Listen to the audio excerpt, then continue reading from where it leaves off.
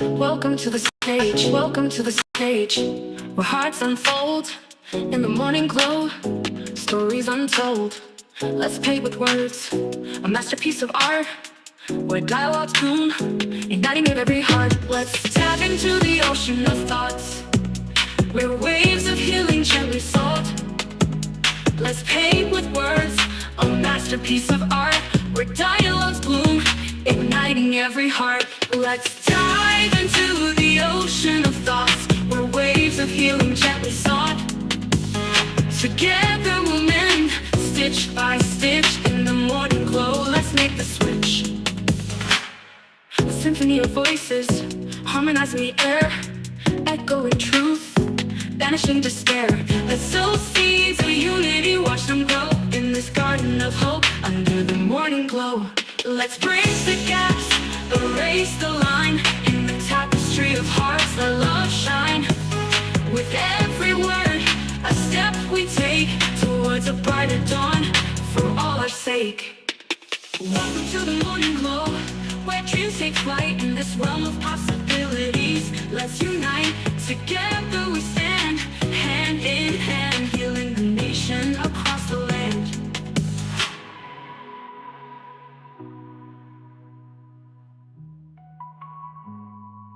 Let's dive into the ocean of thoughts, where waves of healing gently sought. Together we'll mend, stitch by stitch, in the morning glow. Let's make the switch. Let's dive into the ocean of thoughts, where waves of healing gently sought. Together we'll mend, stitch by stitch, in the morning glow. Let's make the switch. Let's symphony of voices, harmonizing the air, echoing truth, banishing despair. Good morning, good morning, good morning, good morning, good morning, and good morning, everybody. Good morning, everybody. Welcome to another episode of The Morning Glow. Welcome to another episode of The Morning Glow. Got a great broadcast lineup for you this morning, as I hope and I pray that we always do. I'm not important, just a question asker. My name is Raheem Ajme out of Atlanta, Georgia, but I got my brothers from another mother, but we got the same father on with us. First, I think first was Badger. Good morning, Badger. How you doing this morning? Thankful for this blessing of a day we all got to share it again. Absolutely, absolutely.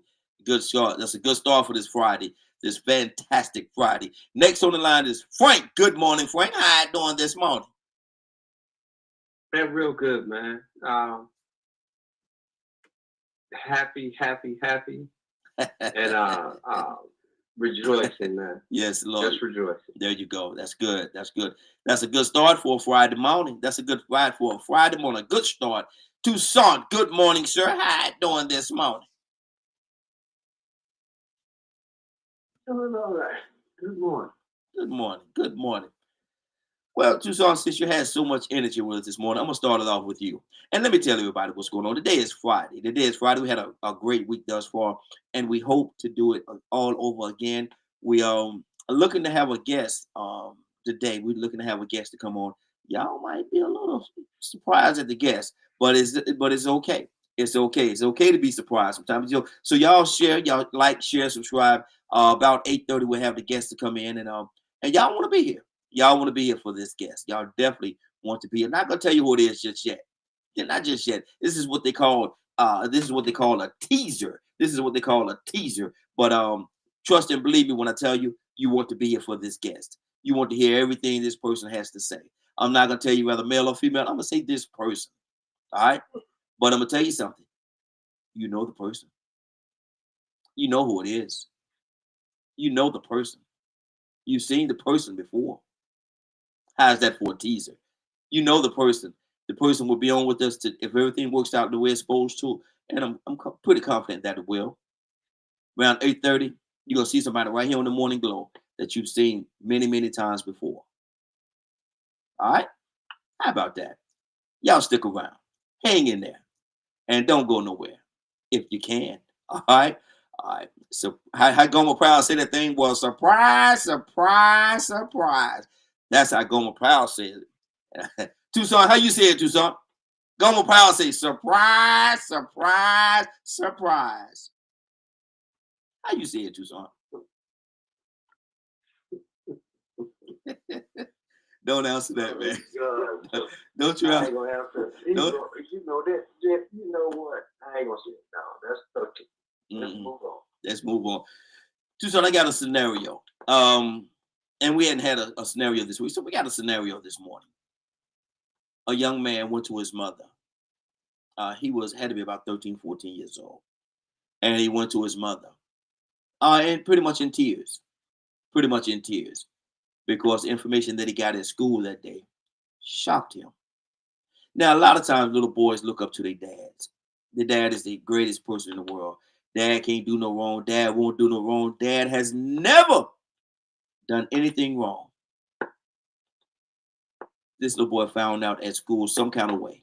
I don't know how he found out, but he found out some kind of way that his dad, before he met his mom, so way before him, did some time in jail that he never knew about. The little boy never knew about it. Him and his dad never discussed it. That's the father. That's his son. Does he have an obligation to tell his son about his past and what he did, and that he did spend time in jail? Do we have an obligation as a father to tell his son, or that's something he could, like you said a lot of times, take to the grave with him? Somebody got some popping going on their line too.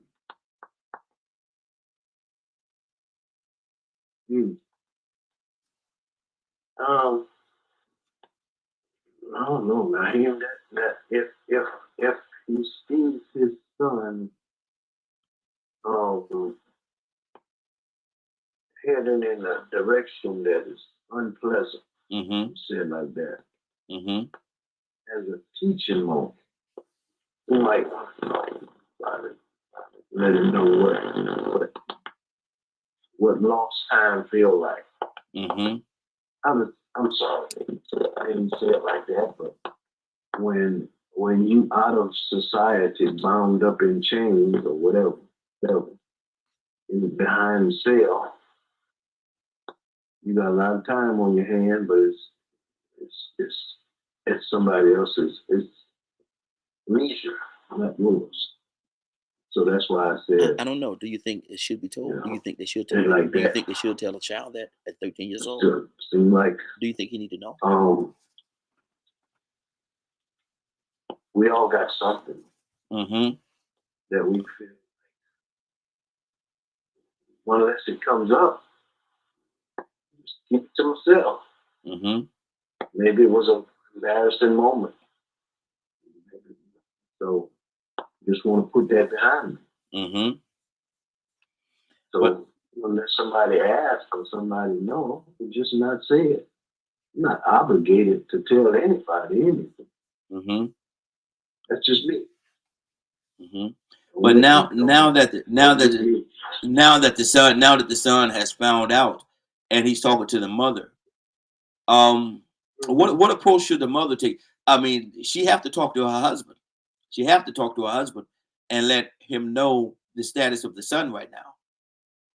And even with that pressure, should that conversation be had?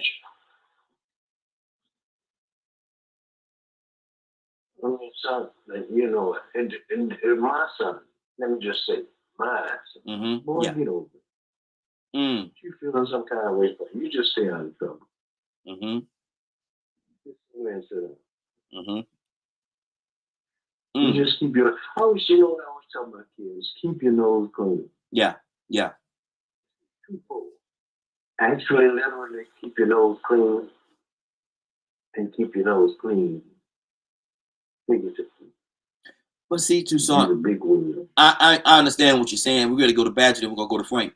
But I understand what you're saying, Tucson. But this little boy at 13 years old, his hero has just been crushed, though, man, because he held his dad in such high regards. My dad ain't never did nothing wrong. My dad is better than your dad, and my dad is it, and my dad is that. You know how kids are, man, especially with their dads, man. Little boys with their dads.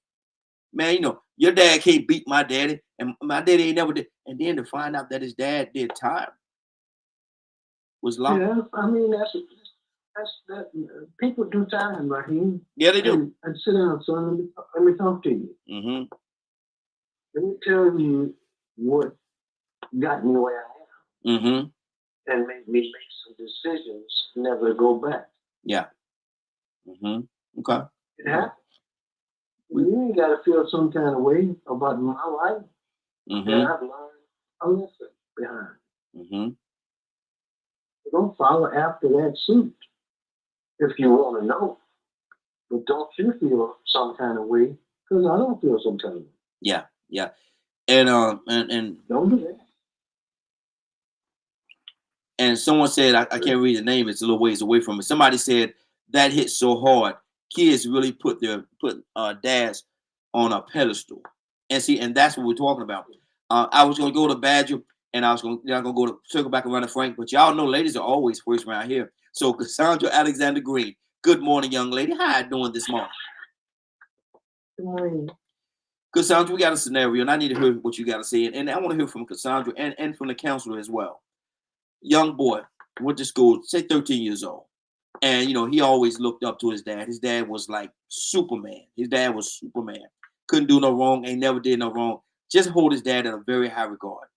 Well, somehow he went to school this day and found out that before his dad and his mother got together, and so that means way before him, his dad did some time.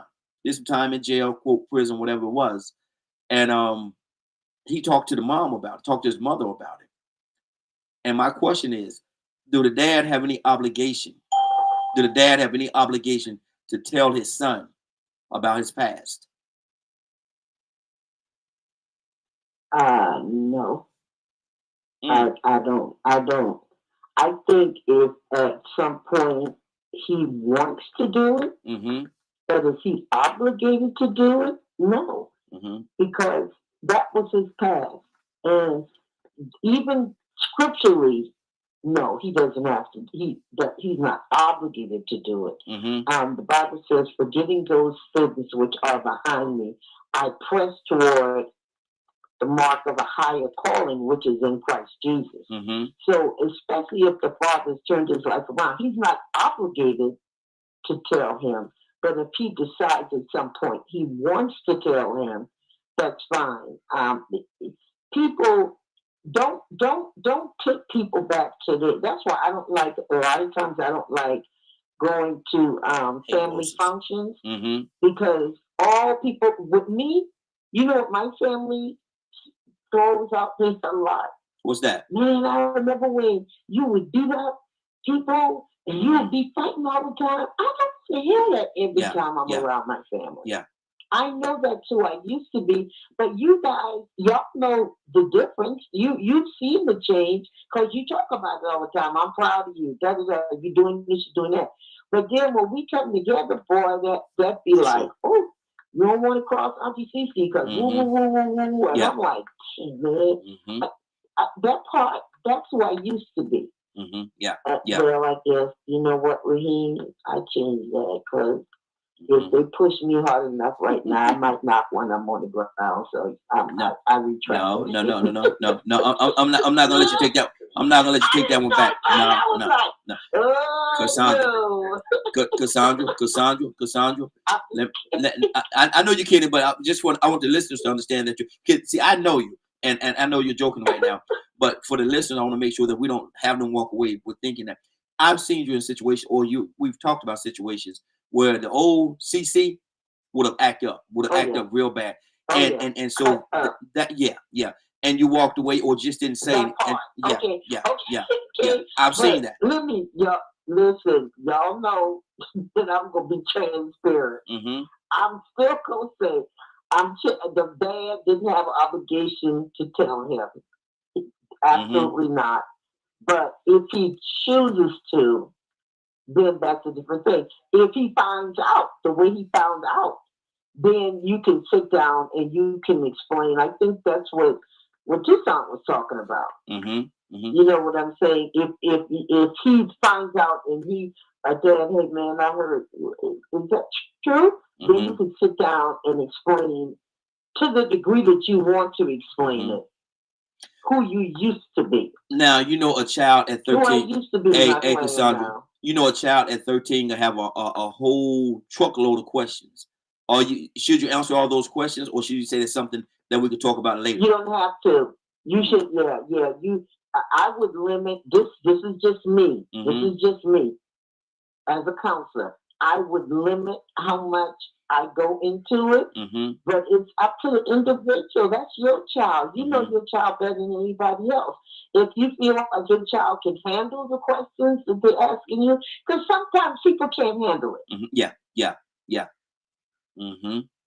So it's a choice. It's an individual choice. Two things, Cassandra. One, no, I'm gonna. If that child would ask the question, and you know, children have different reasons for asking different questions. But if that child would have said, "Well, Dad, is it as bad as everybody make it out to be?" And that could be a prep up question where he's actually asking because he may be considering doing some things, and he want to know what it's like to actually be on the inside. And so, if it is, well, Dad, is it as bad as everybody say it is? Is it really terrible, or was it okay? How do you answer that question? How should he answer that question? Man, prison ain't never okay. That's an easy one. Prison ain't never okay. Yeah. And I don't know, and I've worked, you know, just like you, I've worked in the prison system, what, 40-something years? I ain't never heard no guy in there say, oh yeah, man, I like prison. This is good stuff. They do care. No. They do care. Heck no. I'll tell them men trying to get you in your booty. I'll make it sound so horrible. He never want to go. Yeah. You know, no, don't, Don't sugarcoat it. No. Put it right on out there. Yeah. If you even thinking of it, why would a child want to go to prison anyway? Yeah, no. Yeah. I tell them every horror story I ever heard. People shake you in the bathroom, everything. Yeah. Exactly. Wow. Puts Cassandra in the corner. Yeah, she gonna go. Oh yeah, I'm sorry. Yeah, I'm on my way over there too, son. I'll meet you. I'll be there in a minute. I'll bring some coffee. Some tea, excuse me. I don't do coffee like that. 508-924-3521. And some people asking about the phone. The phone line is doing something funky this morning. Keep calling because I had to call. I had to call in myself sometimes, and I had to call in a couple of times to get through. So if you're trying to call in, and if you don't let, it was busy. Yeah. It's something going on funky with it. So keep calling, and it's gonna let you in. It's gonna let you. And I ain't blocked anybody, and so I don't want nobody to think that I blocked them. It's just the phone line is doing something funky this morning. I heard Cassandra just said, I know Frank said it as well, and a few people said that they had to call a couple of times, including myself, to get through. So keep calling. It's gonna come through. 508-924-3521. 508-924-3521. Badger, does this dad have any obligation to explain to his son or to tell his son what happened and about his past? That's gonna be up to that person. If I was in the situation, I'd sit down and have a conversation to figure out, what was said and how it was said. Was it a teacher that said it? And, giving the kid a hard time? Or was it kids? Because, we've all been kids. We know how we can be sometimes. Yeah. So mute your line, Toussaint. To me, it's all about discernment. But it's also acknowledging that things age appropriate. I mean, we don't know why he was in prison, right? No. So that's a huge factor. It could be a really good lesson of, technology, hey, that's sometimes technology. This is what I did. This was my punishment. And this is what I did to get to where I am now. It could be a very powerful lesson of life. So,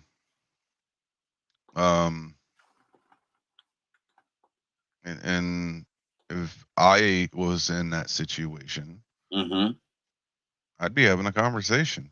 Yeah. That's me. What if You know, he a lot asked of you, why did I have to find out like this? Why didn't you tell me already about this? Why did I have to find out from school? Why didn't you tell me? something I'd probably say is something I'm not proud of. Mm-hmm. And I didn't think anyone would bring it up. Mm-hmm. Didn't think about it. Mm. I mean, it's those are the only things I can think of. Mm-hmm. What I've always been um age appropriate and transparent, Mm-hmm. Okay. about the experiences I've had and things of that nature. Mm-hmm. Okay. So to me, it's everyone does and handles things in different ways. Mm-hmm. So What do you say if the dad said that ain't your business? Don't worry about it. We ain't talking about that. We're not gonna talk about that. Talk about something else, or go and find something to do. Is that a good approach? uh, that's his approach. Is and sounds like it's a sore subject, and the dad isn't ready to deal with it, Mm-hmm. or maybe most of the time when I've heard things like that, it's the individual has a hard time being able to process it. Mm-hmm. So they would rather avoid talking about it, um, or anything of that nature. Mm-hmm. Is that So healthy? mm, usually not. Mm-hmm. A lot of folks want to think it is, but if you Mm-hmm. don't, you know, if you don't learn how to process certain things, it kind of stays around, and you're going to pretty much react like that anytime it's brought up. Mm-hmm. Okay. Good. So it's like if you're going to be in society and you got things that could be considered like skeletons in the closet, I really hope you learn how to deal with it, because you never know when that snake's going to rear its head up. Mm-hmm. Exactly. Exactly. Frank, talk to me, brother. The young boy, 13 years old, found out, his dad is his hero, his superhero. Best in the world. Ain't no dad like this dad. And then all of a sudden he go to school one day find out that before his mother and his father got together, way before he was even thought of, his dad did some time. And now he's crushed. Do the dad have an obligation? He go talk to his mom. Mama, I found out something today. Mama, I found out something today. And daddy didn't tell me. Mama, did you know daddy was locked up? Did you know daddy did some time? You know daddy was in prison. Mama, did you know?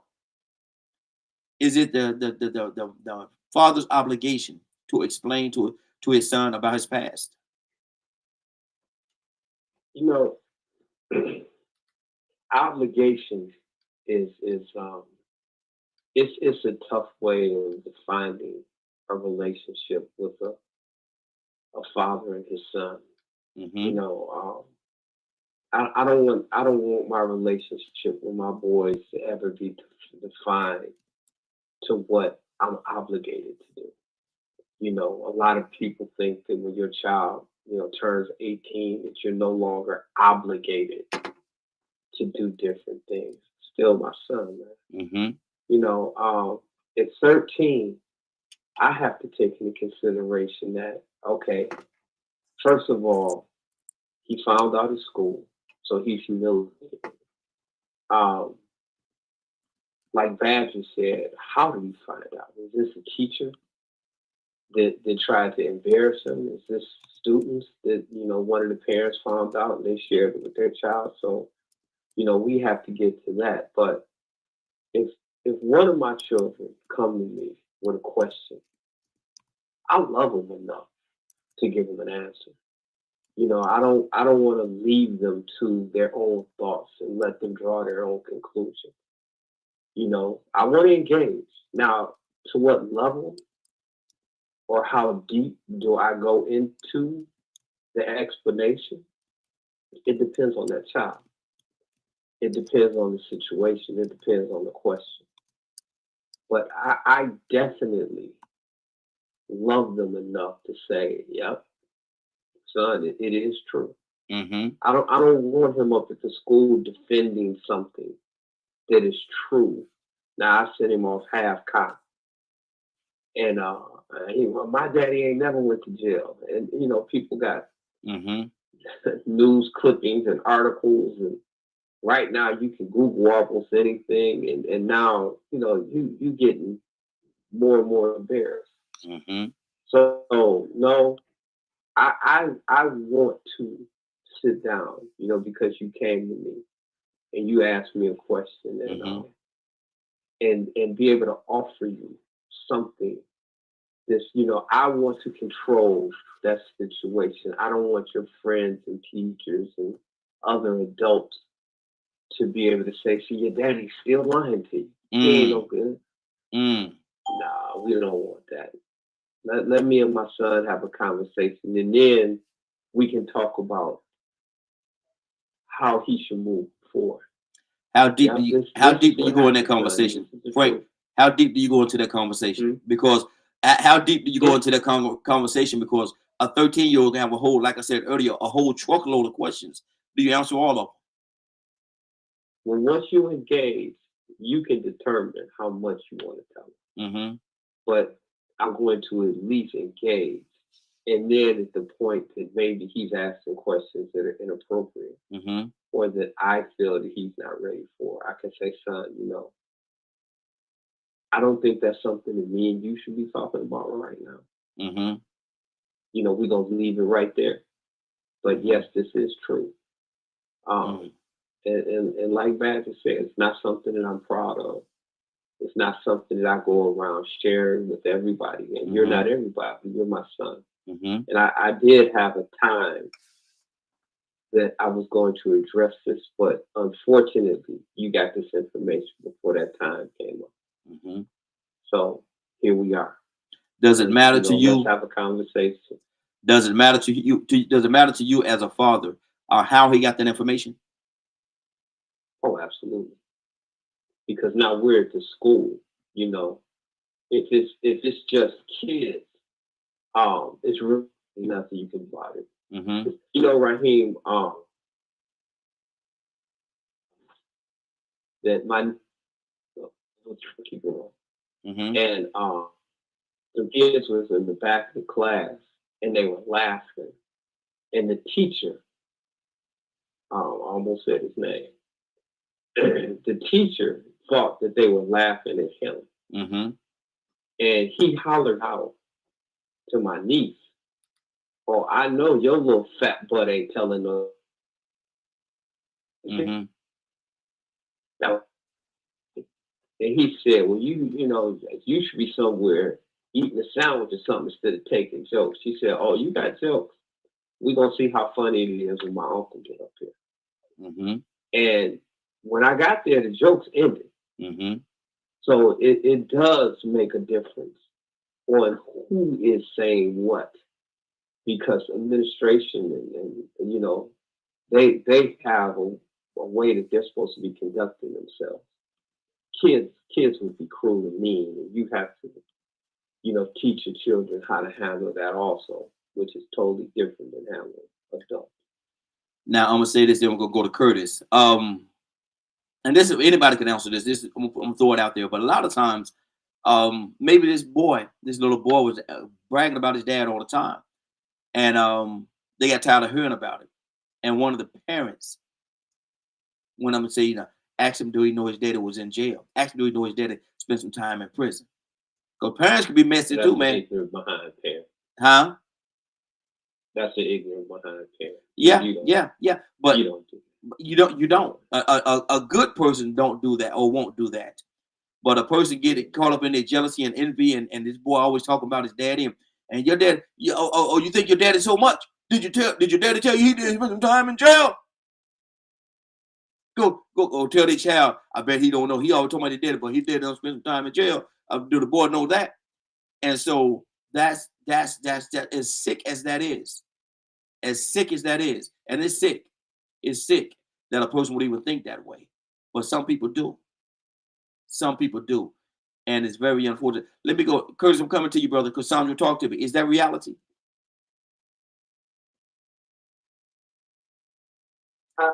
I really didn't hear that, so I can't answer that part.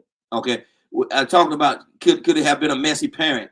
Could it have been a messy parent that I told that you got jealous? Go, the boys always talking about his daddy and bragging on his daddy. Could it have been some messy parent say, you always talking about your, do you know your daddy did some time? I bet you don't know that, do you? Your daddy did some time, or tell this child that his daddy ain't all that. His daddy spent some time, and then the child goes spreading it. Could it have been a messy parent that did put it out there? And it was so. Of course, Mm-hmm. of course, and things like that can escalate. Mm-hmm. I talk with, at that point I would talk to my child about my past or whatever, but I wouldn't even go to the parent, because the way it is right now, you could be walking into your own death. So I wouldn't even. I would just address my child and go ahead and tell him whatever. But that messy parent, no, because you asking for trouble. If they're that stupid, you're asking for a problem. So no, I wouldn't even. Whatever. I ain't even addressing you. I'm gonna deal with my child, because my child came back. I'm gonna deal with my child, but I would not. Come on now, because we know how things are right now. These folks walking out the schools and shooting people and fighting and acting a fool. I'm not doing that. I'm not doing that. I'll explain to my child what happened, and then we'll take it from there. We'll deal with it from there. But I'm not even going to that parent, because that's somebody that's stupid anyway and ignorant to even address a child with that kind of information. And somebody said, let me see, get where I can see it. They said that is that's so low to spread fake jail rumors about someone's dad. Well, it is low, but the reality is the dad did spend time in jail, in prison, but that was before he met the child's mother. So it was a long time ago, but he did spend time as a young adult. He did spend time in prison. And so it's not that it's not true.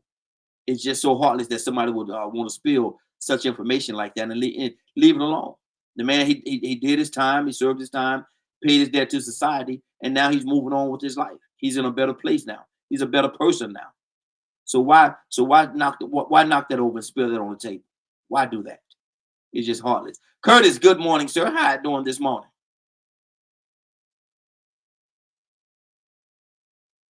Curtis, you there?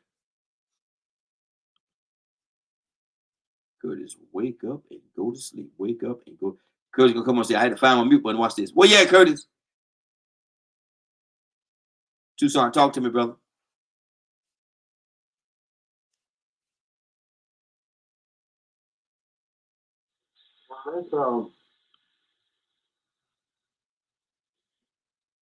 Well, I don't see what's. I don't see why it seems like we almost not that we are, but going to jail and changing your life is a good thing. Yeah. Yeah. You would think, right? Yeah. I mean, it depends on what you went to jail for. You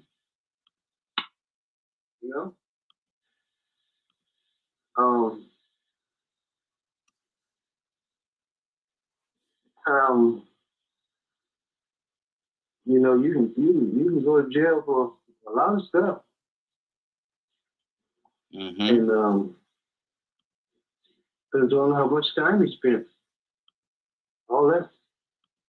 But the point is, now you have a more leverage to show a 13-year-old child how change can come for the better. You can overcome anything. Your second chances are given when they're earned or deserved, or even when they're not. But I don't know what they did to the child to make him feel some kind of way. Mm-hmm. Probably spoiled him. That's what you did to him. Mm-hmm. You made. I'm sorry. I'm sorry. I'm upset. What is they Wednesday? No, no. They Friday, brother. Right. You made the child soft. That's why he feels so sad. Get somewhere and sit down. I'm sorry. I had a flash. But see. What if the child is thinking? What if the child is thinking that there's been some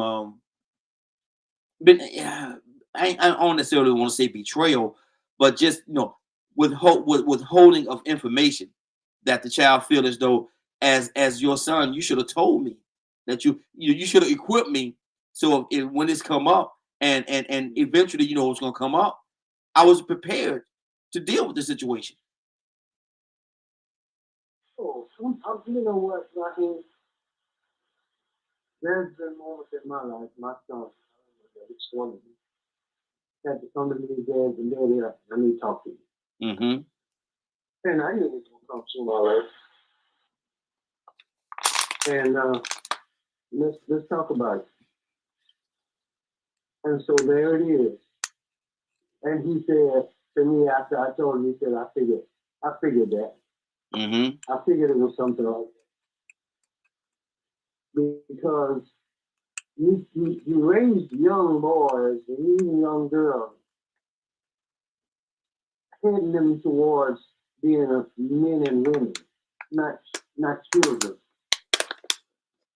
So you raise them up in the way they should go. And I don't mean no harm by saying you're raising soft because he's crying because you went to jail, but I mean what I said. Mm-hmm. And I said, well, go sit down somewhere. What you feeling some kind of way for? You're looking at the product of a person that made some errors, and now I've come to the point, or at some point, I had to come to a point that I had to make some necessary changes, and here I am. Mm-hmm. So I don't know what was the design of the person that informed you, but don't let anybody dictate your life and make you feel some kind of way about your errors, your parents' errors, or anybody's errors. You be you, and you keep it moving. That's what you do. So you think that the son, you think the son is giving up too much power? You let people have control over our lives based on when they run their mouth, and I call that witchcraft. I tell my children, never, ever, never. Don't you let anybody let you feel some kind of way about anything. You be you and be the best you can be, no matter what. You're going to make some mistakes in life. You might as well get ready for it. But when you make your mistakes, learn from it and move on. Yeah. Don't you never put your head down about nothing, especially when it comes from somebody else. You keep it moving. That's how I talk to mine, especially my sons. Yeah. Yeah. And I do it all the time. I have this the type of tone that I'm talking to them. This it right here. Don't you ever let anybody let you feel any kind of way about anything. If you fall, you get up and you keep moving. You're the best you God made. So you don't you go back and you don't even address that with them anymore. Don't even let that phase you. Do you? And that's about the end of the conversation. They say, "Okay, Dad." Okay, that's good. That's good. 508-924-3521. 508-924-3521. Curtis McNeil, are you there? Curtis, are you there? Badger, talk to me. I mean, it's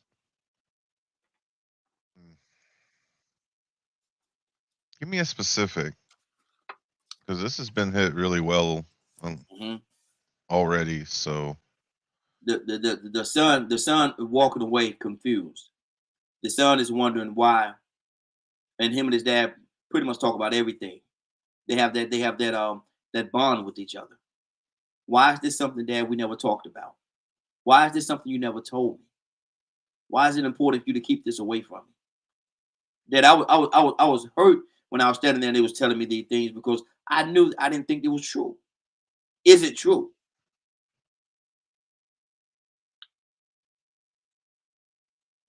I mean, it's very possible that that kind of thing would go down. Mm-hmm.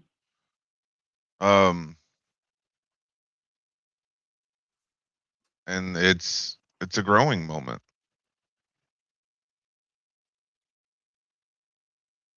So I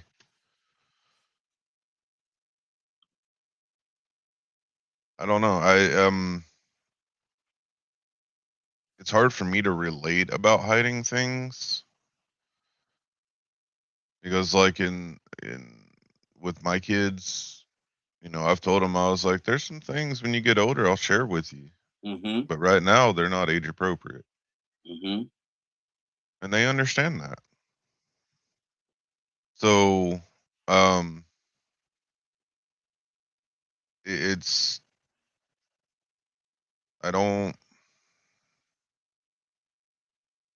I I really believe in communication and transparency and, you know, because it's all part of a relationship, Mm-hmm. you know, and figuring out what is the healthy way to approach a lot of those types of things. Mm-hmm. Because if But like if you keep in mind, Badger. Keep in mind, and I know what you meant when you said that.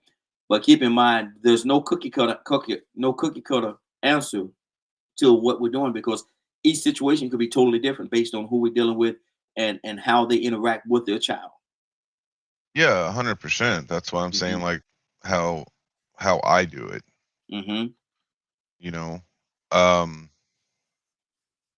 cuz I and me it was brought up earlier, you know, guide a child in the way that they should go. Mm-hmm. Mm-hmm. But, you know, but there's also the innocence factor. Like some things, you know, it's kind of like the situation, you know, do you let your 8-year-old play Call of Duty? Mm. Mm. You know, that kind of stuff. So I get what you're saying about, you know, a lot of parents do things differently. Yeah. But I believe in doing things that are age appropriate and because otherwise it messes up it alters things. So I'd rather do it the way the Bible says to do it. Mm-hmm. Good deal. Good deal. Toya with a T. Good morning, young lady. How you doing this morning?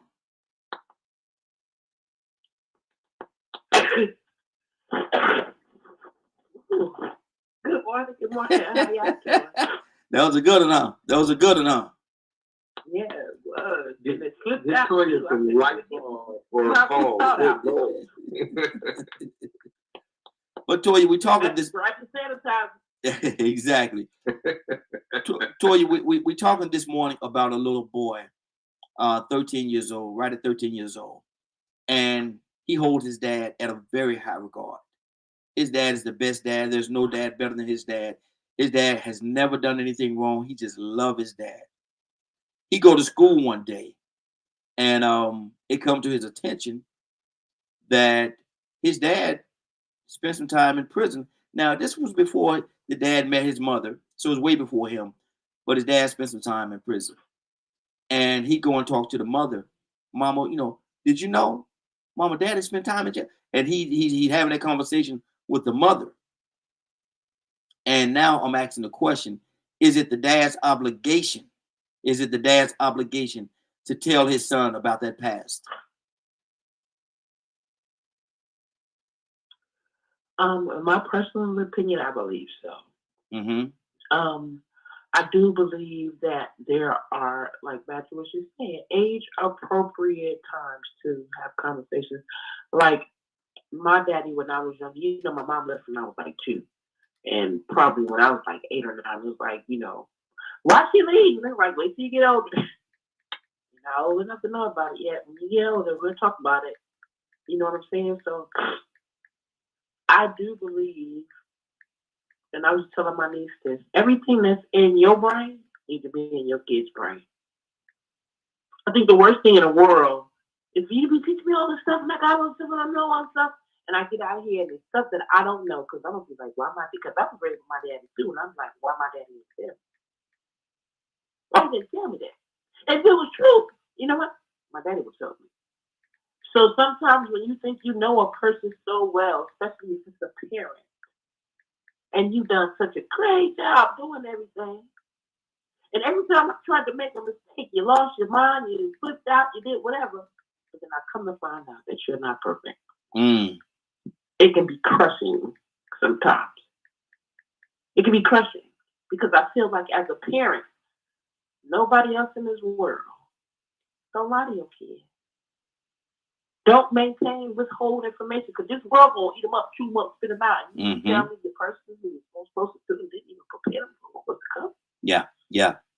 I have an issue with that. I have an issue with that. Because you're trying to be so high and mighty and I don't know what it is. Oh, I don't want my kid to do this. It's in the blood, brother. What you mean you don't want your kid to do this and third? If you go ahead and be honest, maybe it won't go there. But you're trying to run, you're trying to hide from the truth. I thought the word said the truth shall set you free. So why are you lying? Why are you aiding? Why are you abetting? Why are you avoiding? 2 simple conversations. 1, maybe not right now. And 2, okay, let's talk about it. Other than that, if there's no ins and outs, I feel like as a kid, you're lost, you're lying, you're not telling me something, and why are you withholding information to me that should be and could be vital? Toya, you posed something very important right there. Because this child could actually walk away or walk around if the conversation is not had, or even before the conversation is had. And once you find out, Daddy, you lied to me.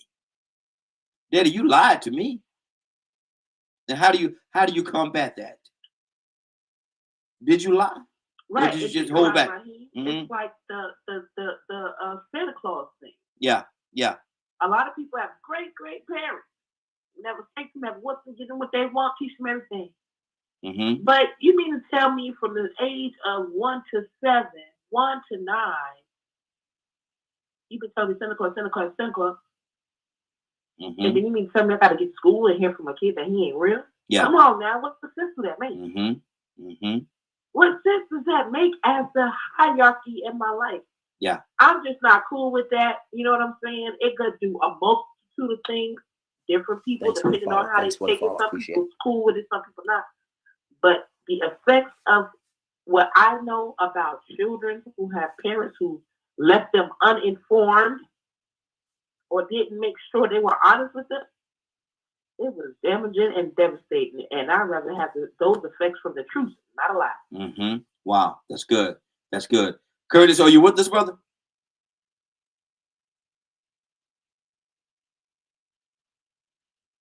Okay. Frank, talk to me.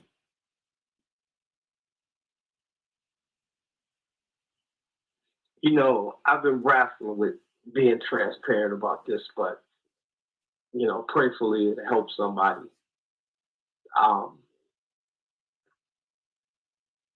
My dad revealed to me that he had a relationship outside of our household, and he had a daughter. And I believe the reason that he did it is because we were so close to the same age. We were a couple of years apart. I started to club and do other things, and he did not want us to mess around and run into each other. And some crazy stuff happened, right? Yeah. So he introduced me to the young lady and said, "Hey, look, this is my daughter. And I had a relationship outside of the marriage, and I had a child. I thought you needed to know. And I thought that was good of him to tell me that. Yes. Now, I felt my dad was the great, and I still do, one of the greatest men I've ever met in my life. One of the greatest men. But he told a half truth. He didn't tell me that we actually had the same biological father and mother. That she wasn't what people call your half sister. She was my sister. Yeah. So I didn't find this out until I was like 28 and about to get married. And he had passed. But the issue is that when he revealed this to me until the time I was 28, he was gone. I couldn't ask him, well, wait a minute. What is going on? Now, me and my sister have a, crazy, stupid relationship now. Yes. But we lost our adolescence. Our whole adolescence, because to be totally honest, Raheem, I didn't care. Okay, this is what you did. This is something you did outside the marriage. And all right, that's cool what you told me, but you didn't tell me the whole truth. That I felt that I deserved to know the whole truth. So then I could have made decisions on how I moved and flowed with her. Because once I got all of the information, and I could never figure out, why is this girl always trying to keep up with me? And I don't know if she knew the truth, the whole truth. Why does she always pop up and hey? And I'm like, oh, okay, why are you here? Get a life. But when I found out, I'm like, oh, wait a minute, this is my blood. And it changed everything. So he had his reasons. He took it to the grave. But I do believe I was owed the whole truth. Do you think there was I could have done for her? Hey Frank, do you think? Go ahead. Do you think there was in the mindset? Do you think there was a level of protection that he was trying to give you during that time? You don't have to protect me from my sister. No, from the situation. Where is it? No, from the situation. Where's the protection? I don't know, but from the situation. Where's the protection? I mean, that's if now I do believe what I believe is that my mother that raised me, he may have been trying to protect her. Okay. But now we use the word obligation. He may have felt obligated to her, or adults may have made decisions and did not consider me. Okay, well, we'll tell him this much, but we won't tell him the rest. Well, see, I'm a little different with my kids.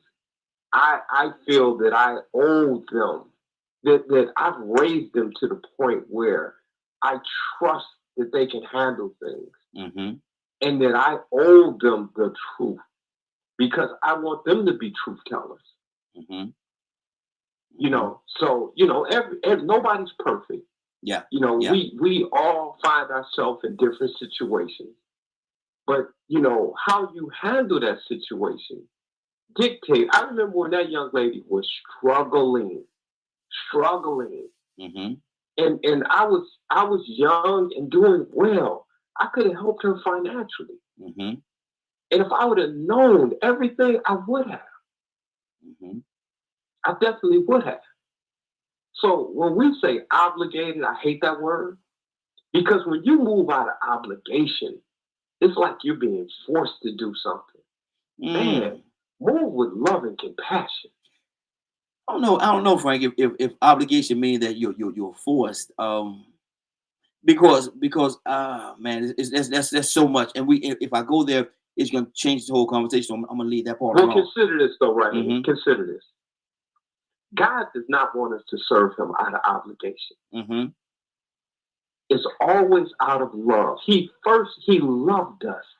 That's why he did everything. That is the example for us. It is because of his love for us. He does not want us to feel, he doesn't want our offering an obligation. He doesn't want us to do anything for anybody out of obligation. He would prefer for you to keep it. Because when you move to the level of love, you're not, you don't feel the burden and the weight when you're doing this thing out of love. Okay. I mean, everybody got a view, and I understand exactly what you're saying. I'm not gonna combat what you're saying. But like I said again, everybody move differently, man. Everybody move differently. Cassandra, what's on your heart? Hey, Xbox. Cassandra Alexander Green, you there? Yes, I'm here. Talk to me. I said it earlier, and I'm saying it again. I don't feel like the father is obligated, or we should be obligated to tell that person. But if it's an individual, I can't. It's like it's an individual thing. You know, I may decide I don't want. Okay, just let me. I'm just gonna give an example. Okay. If I was the biggest whore in my block, on my block, come on now, come on. If we adult in the day, let's adult. If you were the biggest whore on the block for most of your teen years, or into your 20s, or even into your 30s, and you turn your life around, I don't feel like you're obligated to tell your child, hey, look, let me run this by you one time.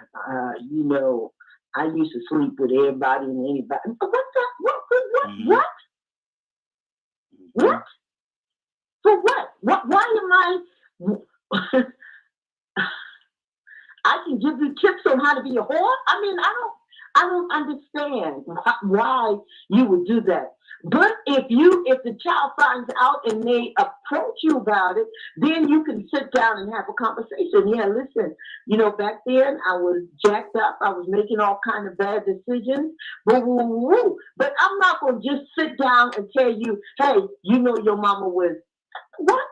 Do you think, Cassandra? Hey, Cassandra, do you think it will cause more harm to tell them than not to tell them? Absolutely. It would be harmful for you to tell them. Why would you tell your child something like that? I don't get it. But you know, maybe people feel like, well, I'm just coming clean. I'm being transparent. For what? For that? For what? Well, it's come out. Can come out of that. Well, it's come out. It's come out in that school, and now he's coming home asking questions. How do you address those questions? Because you answer the questions as best you can, but you're not obligated to tell your child every detail of what you did before. Okay. Now that's just, as a counselor, I would advise that to somebody, and individually, me myself, I would not go around telling my child, yeah, you know, I was the biggest dope dealer in the city, and why? How beneficial is that information to the child? Do you think that will lead? Do you think, Cassandra, do you think you telling that divulging that information could lead your child into wanting to go in that lifestyle? Do you think it'll be harmful? No, I don't believe that. No, I don't believe that. I don't believe you telling a person that's what you did. I don't believe that. That's just me. Okay. Just being the question asker. Yeah, I'm saying because I hear questions like this all the time, you know, and my son saw his father was into the dope game early, and instead of going to college, he decided he wanted to deal dope like his dad. Yeah, and that's what I meant. Do you think it can lead him down that road? Yeah, exactly. Wow. I mean, this is very complicated. This is very complicated. It is. And it's an individual thing. Can we establish that? Can all of us on the line establish that? It's your decision what you tell your child. But if you have a child and you know your child, you should know what kind of information they found out in school, and now you're having to deal with how you handle it. They found out in school. Yeah, exactly. And one of the viewers said, "I'm confused. Why would you share that with your child?" And you're not sharing it with your child. No, you're not sharing it with your child. It came out in school, and he went to school, and excuse me, and this information came forward, and now he's struggling. He's struggling with, Daddy, you lied to me. Daddy, you didn't tell me. Why didn't you tell me? You didn't lie to him. You didn't tell him. That's not a lie if you didn't tell him. Well, Cassandra, some people say you're not obligated to tell him. Hey, Cassandra, some people say withholding the truth is a lie. Some people say that. No, that's not true. That's not true. Withholding the truth can save your life. Yeah, it can. It can. I mean, people talk and say a lot of stuff, but don't do that. Don't put that out there. Cassandra, I love your energy today. I love your energy today, Cassandra. Boy, you. Somebody was about to. Hold on. Let me go to Captain Leonard. Captain Leonard, good morning, sir. How are you doing this morning? Good morning, Raheem and the Morning Glow family. Leonard, we're talking about a young boy. Uh-huh. About 13 years old. He holds his dad in a very, very high regard. His dad is a super dad, best dad ever created. He just loves his dad with all of him. He go to school one day and he find out that his dad, before the dad got with his mother, so it's way before he was even thought of, did some time in jail, in prison. And now he come home asking the mother, Mama, did you know? Blah, blah, blah. And he asking these questions about his dad. And now my question is, and what we're talking about right now is, did the dad have any obligation to tell his son about his past? No. Wow. Why? Explain to me. Go ahead, talk to me. I mean, it's none of the son. It's not the son's business. So why would you tell him? Why would you tell anybody your business? Now, why? Now that the son, wow. Now that the son is going to school and it's come out, and now that the son know, how do you address it, or do you address it? Well, if the son got some questions to ask me, they can. Okay. I don't have no problem with that. So, are there any questions that you would not answer in regards to this? I probably wouldn't. Mm-hmm. I probably wouldn't. Why not? Because I'm only concerned about the truth of the matter. Mm-hmm. I know where I've been and I know what I did. Mm-hmm. Mm-hmm. And now I started all over, and I'm obviously a better person for it. Okay. Okay. So how does that help the son? Well, it could be a great example of recovery. Mm-hmm. Getting your act together. Mm-hmm. But if it was something, it's always up to you to correct lies that are being told. We fall down, but we. Now, I could see if somebody was lying, but if your kid asks you about something, you tell your kid the truth like you would tell anybody else. What's the big deal? Now the child have this thought in his mind, Daddy, you lied to me. You didn't even tell me. Why didn't you tell me? Well, I could have prepared myself. I could have prepared myself and been ready for when this truck came down the road. I could have been ready for the truck had you told me. Well, I had to find out like this. Go ahead. First of all, I would correct him. Mm-hmm. That's what I'm gonna do first, because I didn't lie to you. Mm-hmm. You don't let no kid talk to you any kind of way. Mm-hmm. That's a kid. You privileged for whatever information I give you. Mm-hmm. And you ain't obligated to tell him nothing. I ain't obligated to tell you nothing. Mm. Wow. I'm the parent, you the child. Don't get it twisted. But children don't dictate to their parents how things should go. I understand what you're saying when you say that, but that listening to it to the ear, that could sound brutal, man. It's supposed to be. It's supposed to be. Wow. Because I mean it. Mm-hmm. And I want you to understand it so we don't have this situation again. So basically, don't bring this up to me no more. No, you can ask me whatever question you like. I don't have a problem with you asking me anything. Mm-hmm. But what you're not going to do is assume any type of authority or assume that I had any obligation to you mm-hmm. about it. And that goes for you and anybody else. Mm. I don't owe you nothing. Mm. Curtis, did I hear you over there, brother?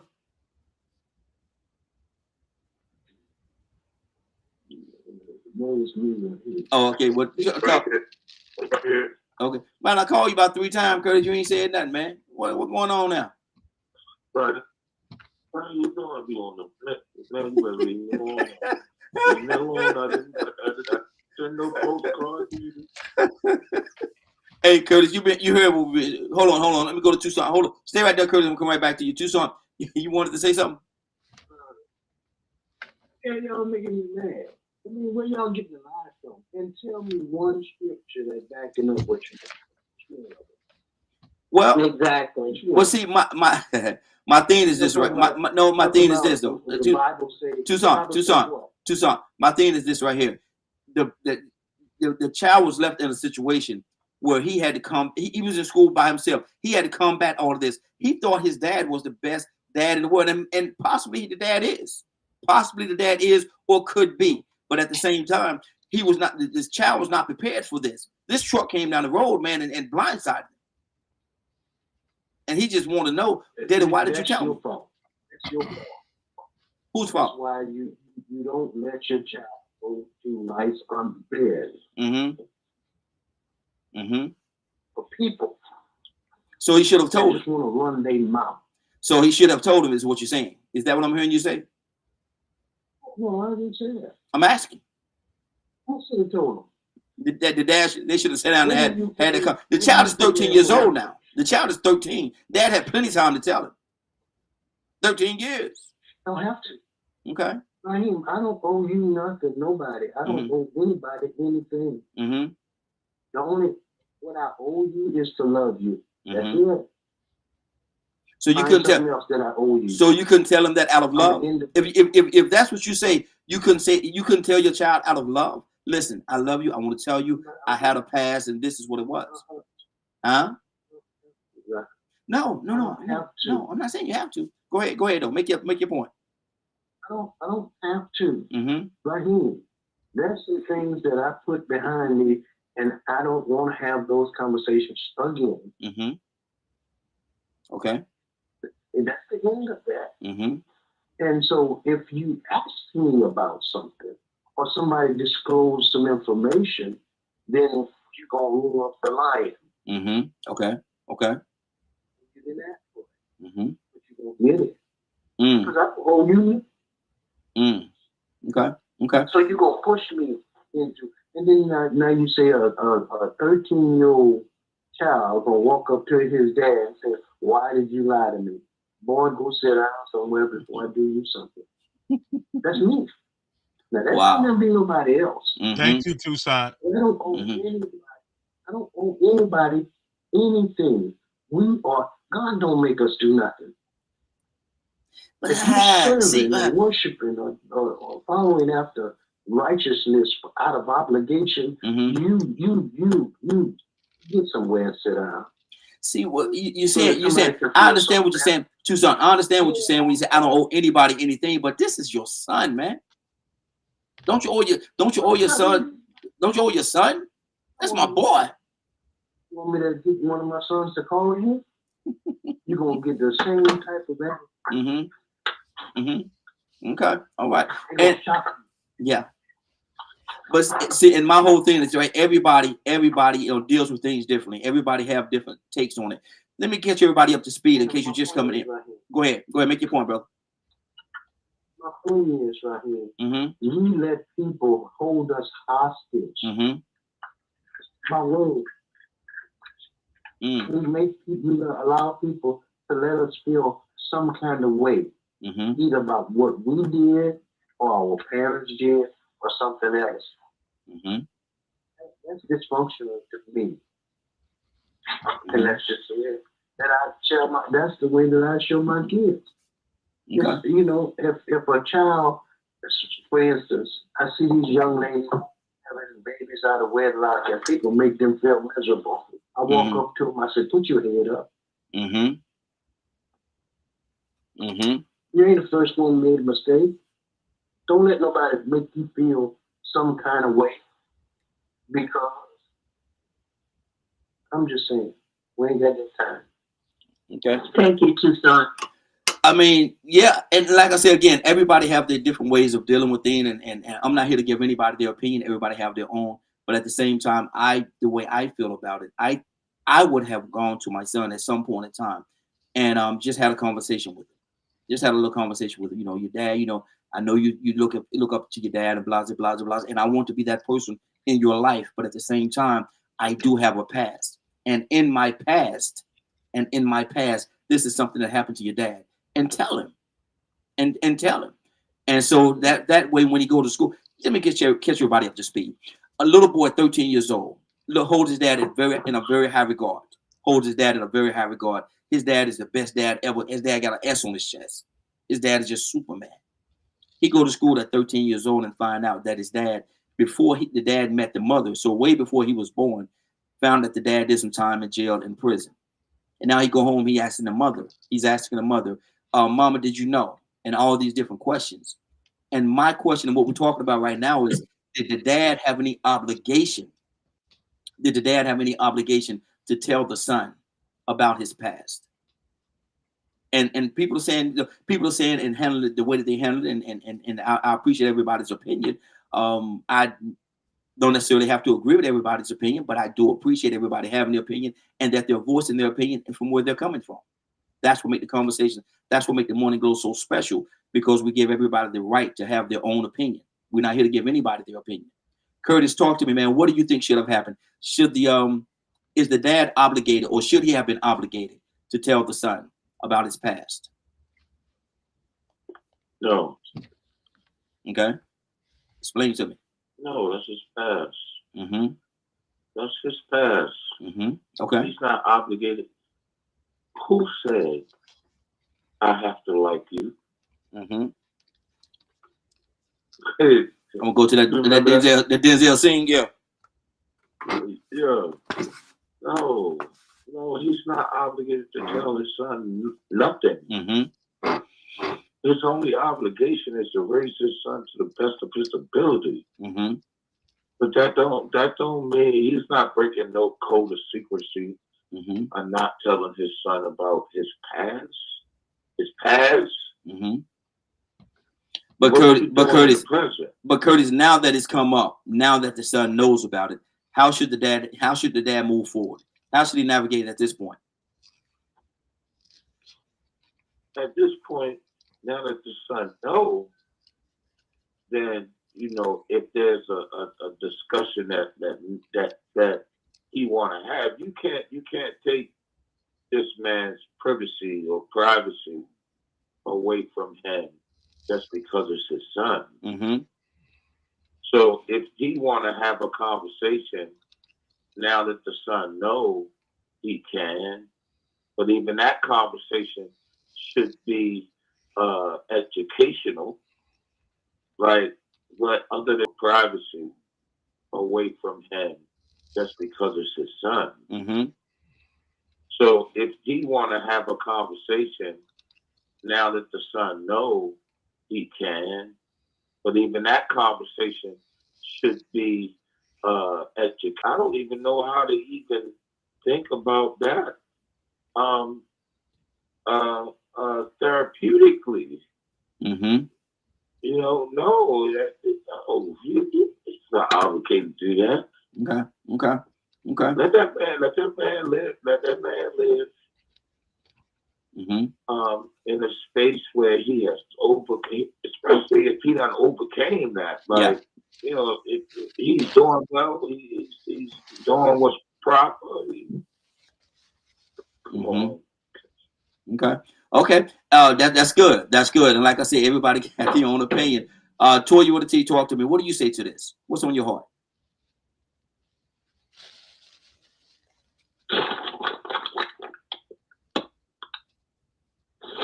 Toya, you there? Okay. Toya may have stepped away for a second. Frank, talk to me.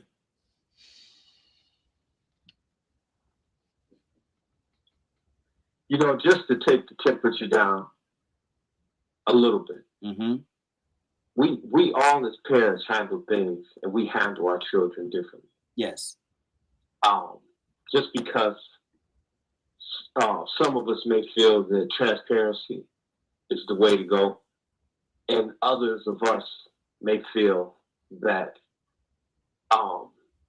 children or our children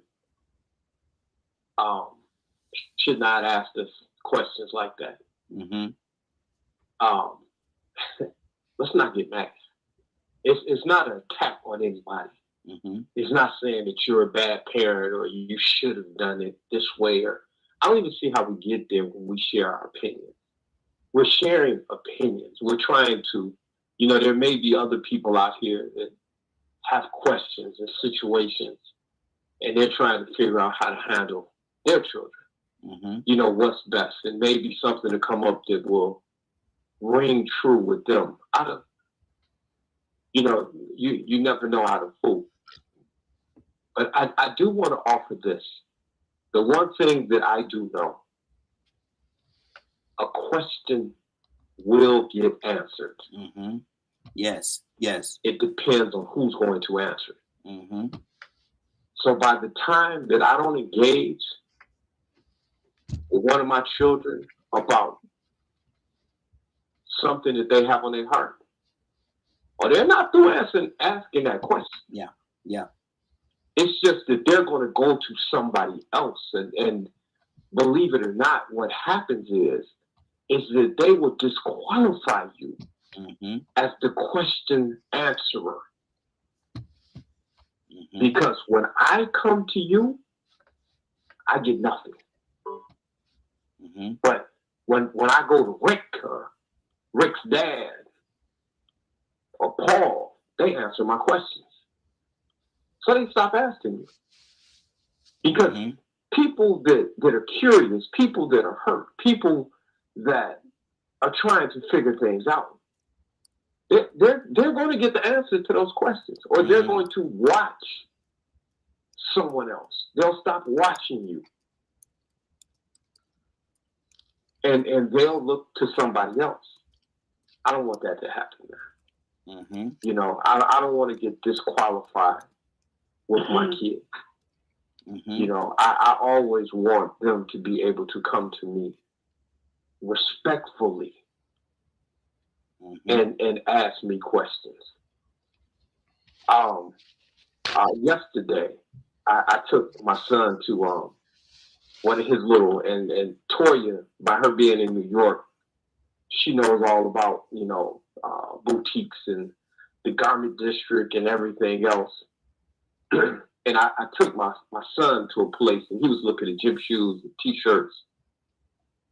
And he had a little T-shirt. He had it in his bag, and he left it on the counter. And this guy came in. There was a booster trying to sell stuff to the guy that owned the place. Mm-hmm.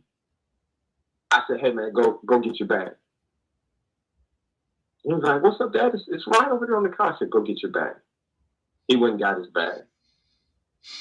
And when we left, he said, "Why did you want me to just, I was still looking around to go get my bag." I said, "The guy that was standing at the counter was a booster." He said, "How did you know he was a booster?"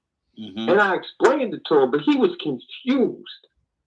But he didn't understand how I could identify a booster, because I grew up with boosters.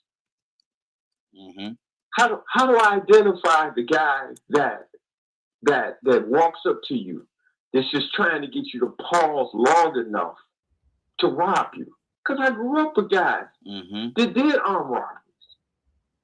Mm-hmm. So I had to pull my truck over and talk to him a little bit about my past. Mm-hmm. I even called one of my friends that grew up with me.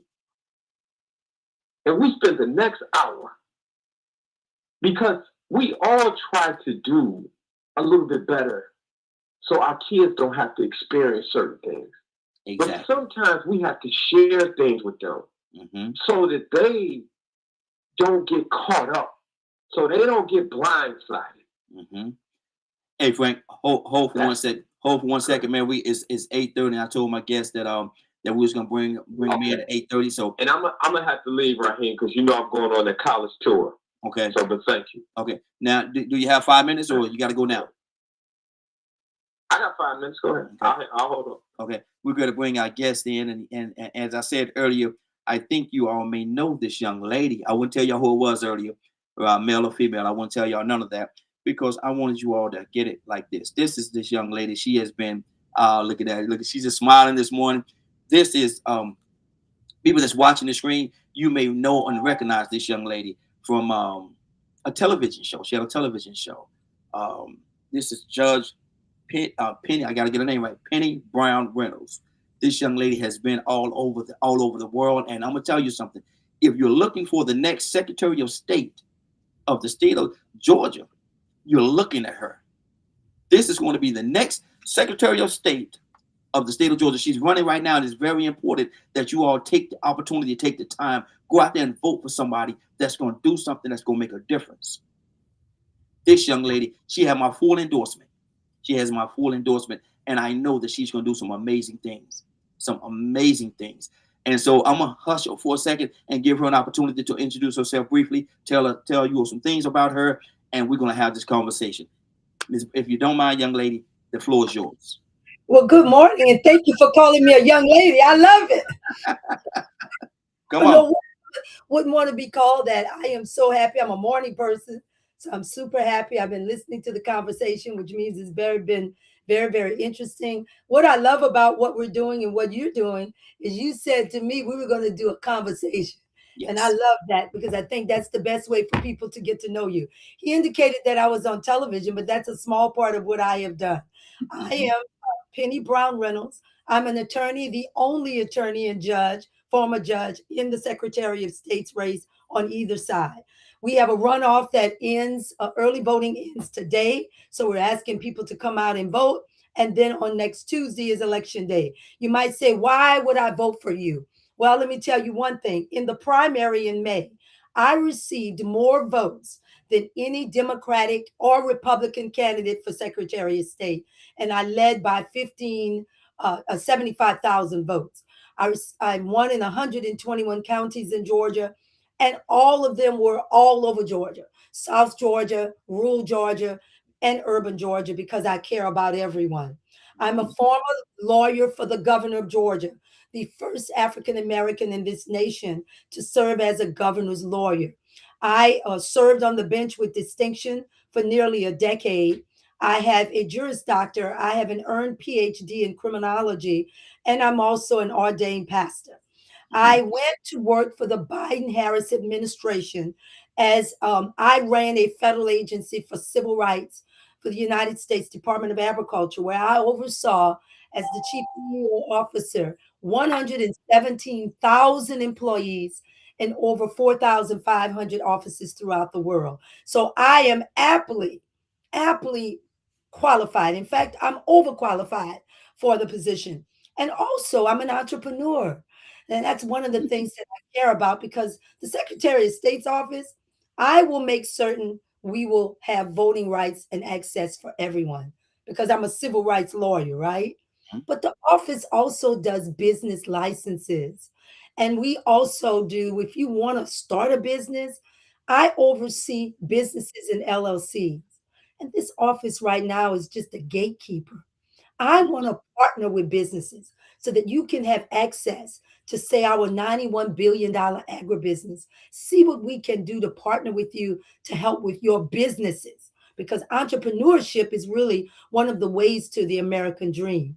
And then I'm concerned about fraud in our seniors, because I oversee securities and I oversee fraud in our state. So I'm ready on day one, because I have the administrative CEO background, but I'm also ready as the chief elections officer.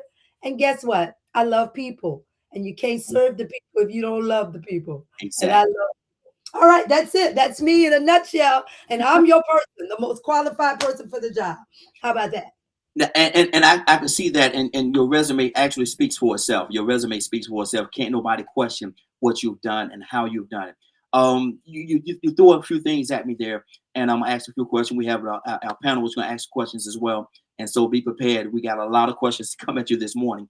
But you said that, and one of the things that you said you're a pastor, you're also a pastor, and you're into the political arena. How do those two worlds mesh together, or do they? I think that for me as the candidate, it grounds me in my faith because you're going to need courage to have this job in Mm-hmm. particular. It gives me integrity. That's a big thing. I'm not a political person. I don't use Mm-hmm. political talking points. I didn't jump in and out of races. You know how people just run for things. This is Yeah. a call to conscience. It was a Mm-hmm. call for clarity. And it was a call to me watching.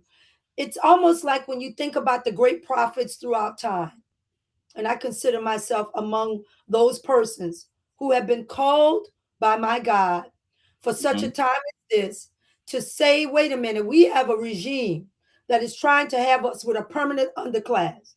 When I grew up, America was such, wasn't perfect. But if I got my education and I worked hard, I had a shot, right? At Mm-hmm. America's dream. Well, that's not what's happening now. A child born in poverty today will likely die in poverty. It is a Mm. shame that people, I have the endorsement of the AFL-CIO, working class people, because they love to be able to say that Georgia is the best place to do business. But what about the best place for working people? What about people who can live off of more than minimum wage? This is our only opportunity to put a person who has been an advocate for people in the constitutional office, because that's what I've been.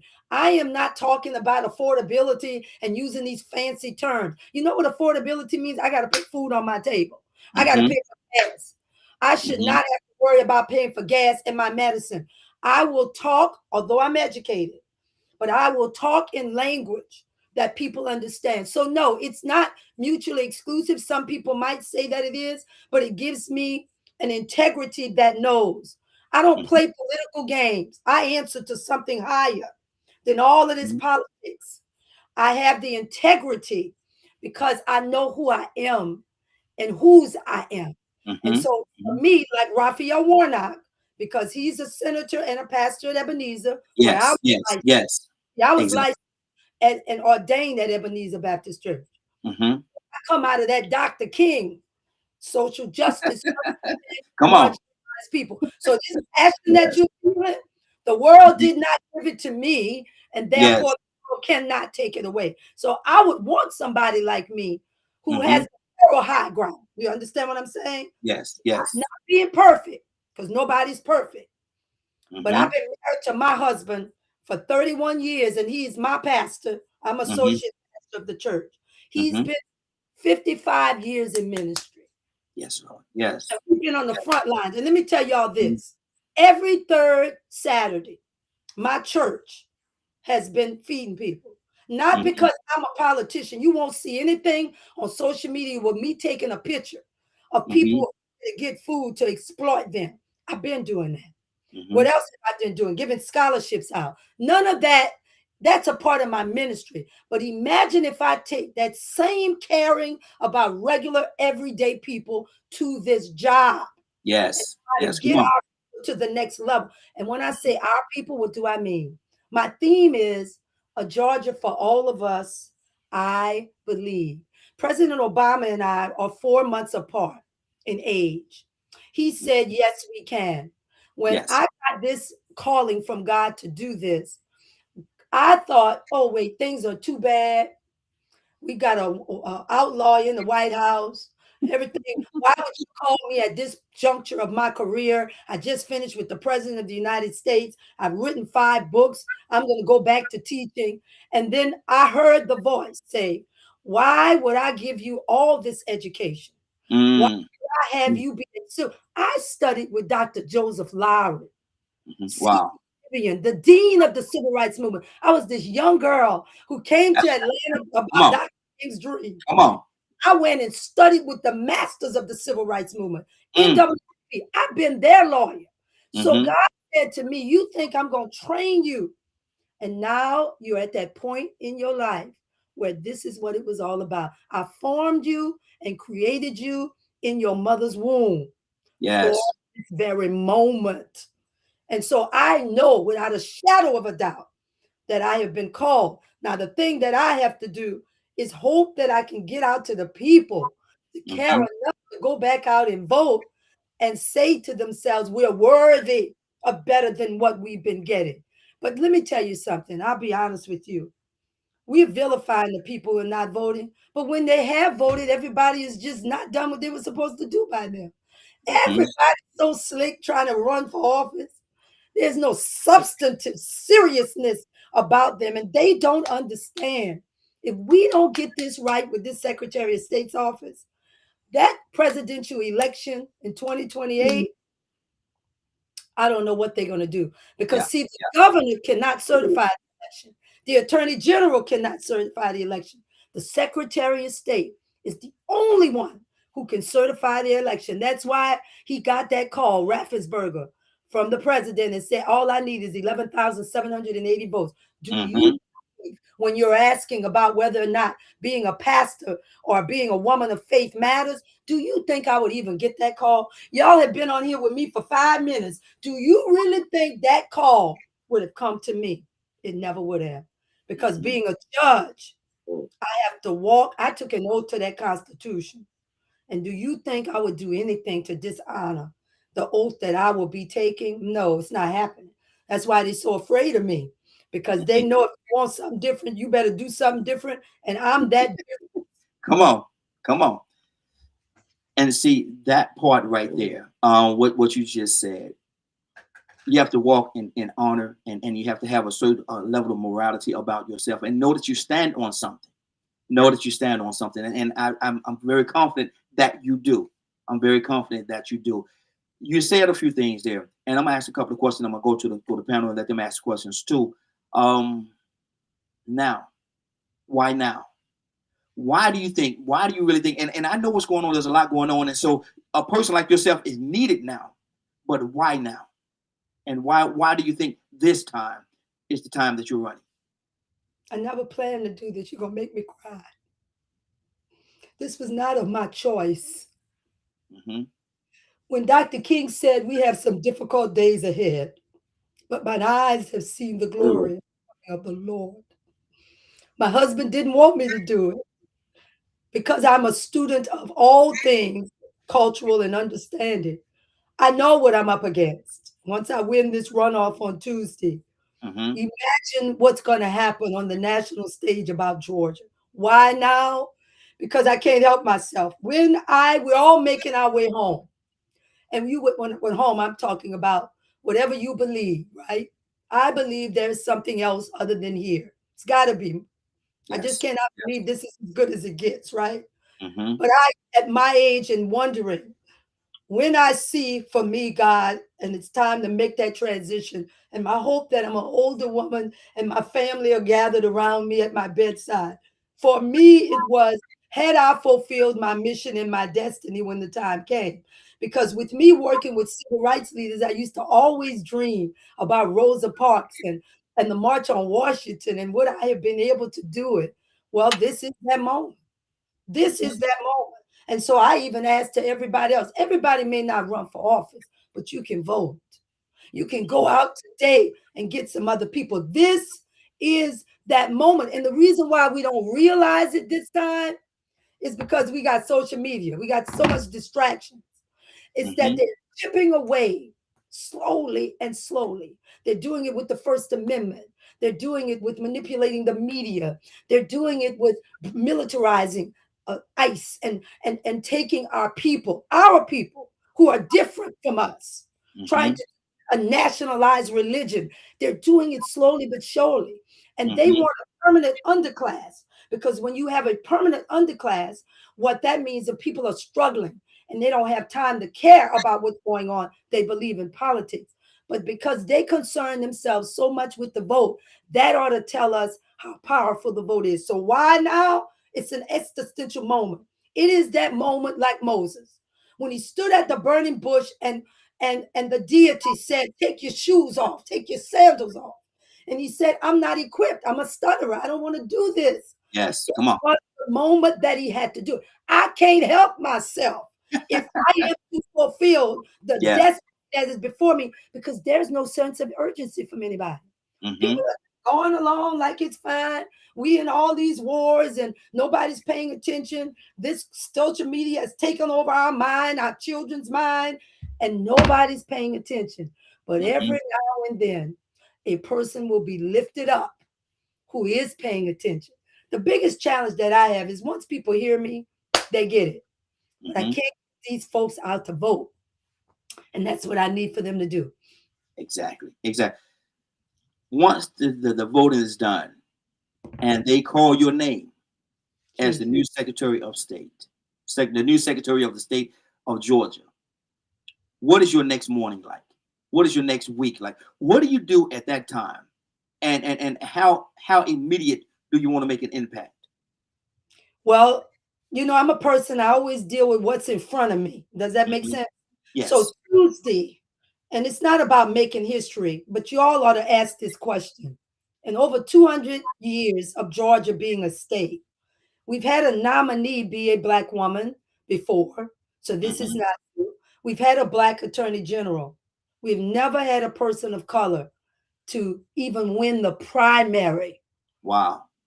Or for the Secretary of State. That shows you how powerful that position is. So on Tuesday, I'm poised to make history for all of us. Because why should it have taken so long before anybody of color? That's the last part of the glass ceiling that has never been pushed out. So from that perspective, I got to get to that. The next thing I'm going to do from that election is I'm going to go to all the communities. Just like I did rural Georgia, I want to go to Koreans and Muslims and Hindus, which is I've already been doing that. And I want them to understand that the Georgia for all of us, let me hear your concerns. So I want to start listening so that then I can build my platform of what I'm going to do based on what the people want. It's not a top-down approach, it's a bottom-up approach. What do you need from this office and really from anything? Because I'm going to have a vision of constituent services. People don't even know how to assess people. That office doesn't even have people answering the phone. They go through these. When I was at SBA, the first thing I did, I said, oh, no, no, no, no, no. We're going to answer the phone because the taxpayer dollars pays our salaries and we're not going to have it. So we changed that. That immediately was customer service. So the first thing I'm going to do is reach out to people who are distrusting of the system. People are not voting because they're distrusting of the system. Yes. Because it was their plot, their plan with intentionality to poison the well. Because when you have distrust for one another. And so I believe being a mediator, an arbitrator, a judge, and a woman of faith, a pastor, what that uniquely situates me is to bring people together and say we are better when our diversity is our superpower. But why they don't want everybody to have a seat at the table, and I do. So that's going to be one of the main things. I get sworn in January of 2027. We will have an election January of 2028. Senator Raphael Warnock will be on the ballot together with the President of the United States. They're rolling out a brand new election system and machines. That's going to be a lot for the brand new Secretary of State to deal with. And so I want to make certain that I have to train the people. I have to get security for the workers because I believe they're going to pull out everything they can to try to stop this election because they don't have, look, what they know we have the votes, but they're just sitting there. Right now in Georgia, we have 8.2 million people registered. 2 million African Americans are not going to even vote. This election, they just don't. And you know what? We can't be mad. What we have to do is figure out how do we, what I'm going to call it a reclaiming. How do we get back, right? To reclaim it. So I have to do multiple things. The office is dysfunctional. If you're a barber, a masseuse, chiropractor, dentist, nurse, all of those professions fall under my office. And right now, they're not getting their licenses renewed. That's economic development. That's contractors. So I've got to do multiple things at one time. And I'll have a 90-day plan. I'll have a 100-day plan. But every month, I'm doing a report card. I believe in transparency. And then what I want to do is make certain we use technology so people can understand really what I'm doing. But know this, because there's never had a person of color, no Black person or anything. Now, I've done all that before in my past. I will be under tremendous scrutiny right? Yeah. But I'm ready for it because let me tell you something. I'm gonna be as bodacious legally as they have been. You come start your voters, I'm right there to meet you. Because anybody else who wins the Secretary of State's office, they got to go wait for a lawyer to come tell them what to do. I don't have to wait for the lawyer. I'm the lawyer and the judge. So I already know what I'm going to do. I got my plan going in now. Good deal. So excited this morning to be able to talk to you. Hey, I'm excited to have you here, and thank you for taking the time to hang out with us. I love the sound of it, the Georgia for All campaign, the Georgia for All campaign. That's powerful. I'm gonna ask one more question. I got so many questions for you, but I'm gonna ask one more question. I'm gonna open up for everybody else, and the phone lines are open as well. If you all want to be a part of the conversation, it's very simple. Give us a call 508-924-3521 508-924-3521. You're listening to DKM Media Group, and this is The Morning Glow. We're here every day, Monday through Friday from 7 to 10 a.m. Make sure you share, like, subscribe, do all that fancy stuff. You know how y'all do it. Now, let's get back to the judge. Responsibility. With that position, with that obligation, a lot of responsibility come with it. How do you handle that responsibility, and how do you juggle it all? Well, one of the things is that's where experience comes in. I've been doing this for over 3 decades. I was the governor's lawyer in my 30s. So I have the executive state experience that we need. I oversaw state agencies as his lawyer. I also understand legislation because I was the chief of staff for Lieutenant Governor Pierre Howard and legal counsel, but chief of staff for the Georgia Senate. As a judge, you know the complex matters that I had to oversee as a judge. I have a demeanor, although passionate, but a very calm, strategic thinking mind that I have to be able to do. And then on the federal level, I worked for the President of the United States at the Department of Agriculture, where $3 billion had to be released and given to those who had been aggrieved and disenfranchised for over 30 years. And so you have to have someone who's been on the national stage already, someone who's mature and grounded. But I have to be honest with you, qualifications in this instance matters. Matters more than anything because I don't have to wait. I can start on day one. I don't want a surgeon who's going to operate on me and that's his first surgery. I want somebody who has been doing this. If it's brain surgery or heart surgery, you ask yourself that question. Or as in my case, my opponent's been doing this for 3 years. Wow. And out of yeah, do you understand what I'm saying? I know the ins and outs of government. I know the ins and outs of the law because this is a constitutional defense of Georgians' rights. I've got to be able to do that. Linguistically, I have been given the gift of communicating all with regular everyday people because I'm one of those regular everyday people. My grandfather was a farmer. I would wake up at 4 o'clock in the morning. He was a vegetable farmer, so I had to set up the stand before I even went to school. So I'm a hardworking person. I was a cleaning lady in the courtrooms, even before I became a judge. So there's a part of me that never forgot where I came from, which means I'm a fighter. So my mother transitioned at a younger age, and the worst thing that's happened to me in life has already happened. So I'm well equipped. I understand them better than they understand themselves. For 30 years, I've studied them. And when I say them, I'm talking about everyone that's trying to come for our rights. So steady, mature, seasoned experience is what's going to guide me. And I'm coming to the people. The people have my back. Yes, exactly. I'm going to go into the communities. I'll be back on your show, not because I'm trying to be Secretary of State, but we'll set up something. When I got something to say, I'm coming to you and your folks. Absolutely. Absolutely. That's good. Are you open to other questions? I am. Okay. Frank, coming to you first. I know you got to go, brother. You have a question and or concern? Excuse me. You know, you're so slick, Raheem. You're gonna ask me to wait 5 minutes, and you know, once I began to hear the woman of God speak, there was no way I was hanging up. Come on. But I'm here in Michigan, so most people will say that I can't support you. But it kind of reminds me of when I was being ordained and they asked me the question that if we don't ordain you, how are you going to feel? I said, I'll be fine. And he said, well, how? You know, you've gone through school, you've done all of these things. How will you be okay? And I said, because God promotes. Mm-hmm. Man just identifies.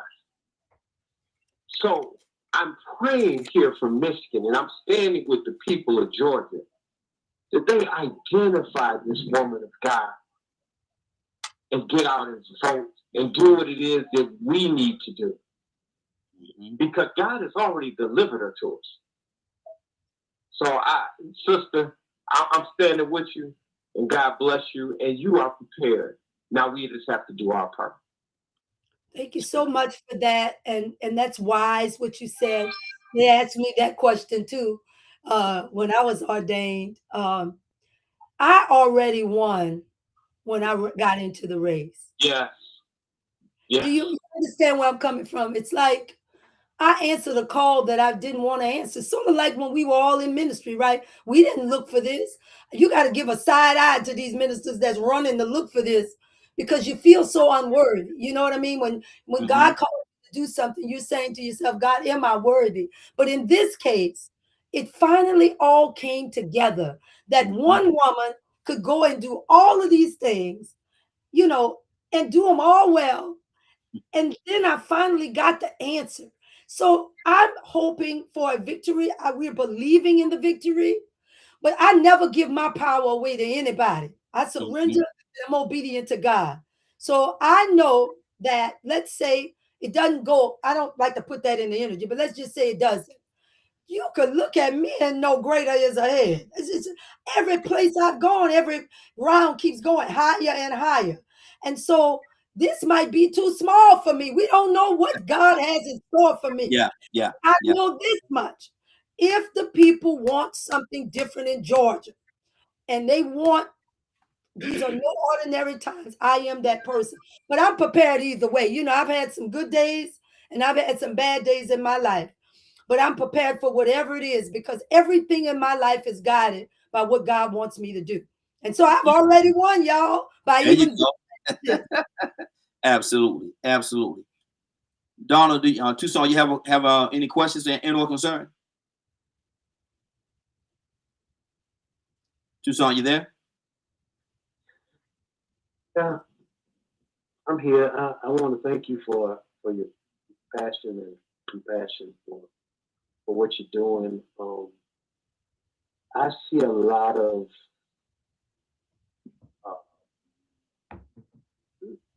illegal activity in our government, and it's time for some to stand up and just do the right thing. I think that's what the people are looking for, and I appreciate what you're giving, what you have to offer. So thank you for coming on and sharing with us. That's about all I have. Good deal. Judge, you want to comment on that? I want to thank you. You know why I want to thank you? Because people say that Black men are not supporting Black women. I don't believe that. No. And so I want to address that because I've been married to a good man, a mighty good man. For 31 years, he has provided a covering for me. He and I work hand in hand, and I'm grateful for him. I love him with all of my heart. I have two sons, 46 and 47 years old. So I look, I was watching the Knicks game. I'm into sports because the whole house was into sports. So don't to anybody.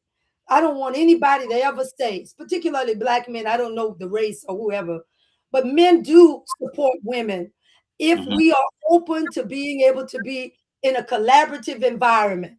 I don't vilify men. I love and believe that there is a permanent place for all of us.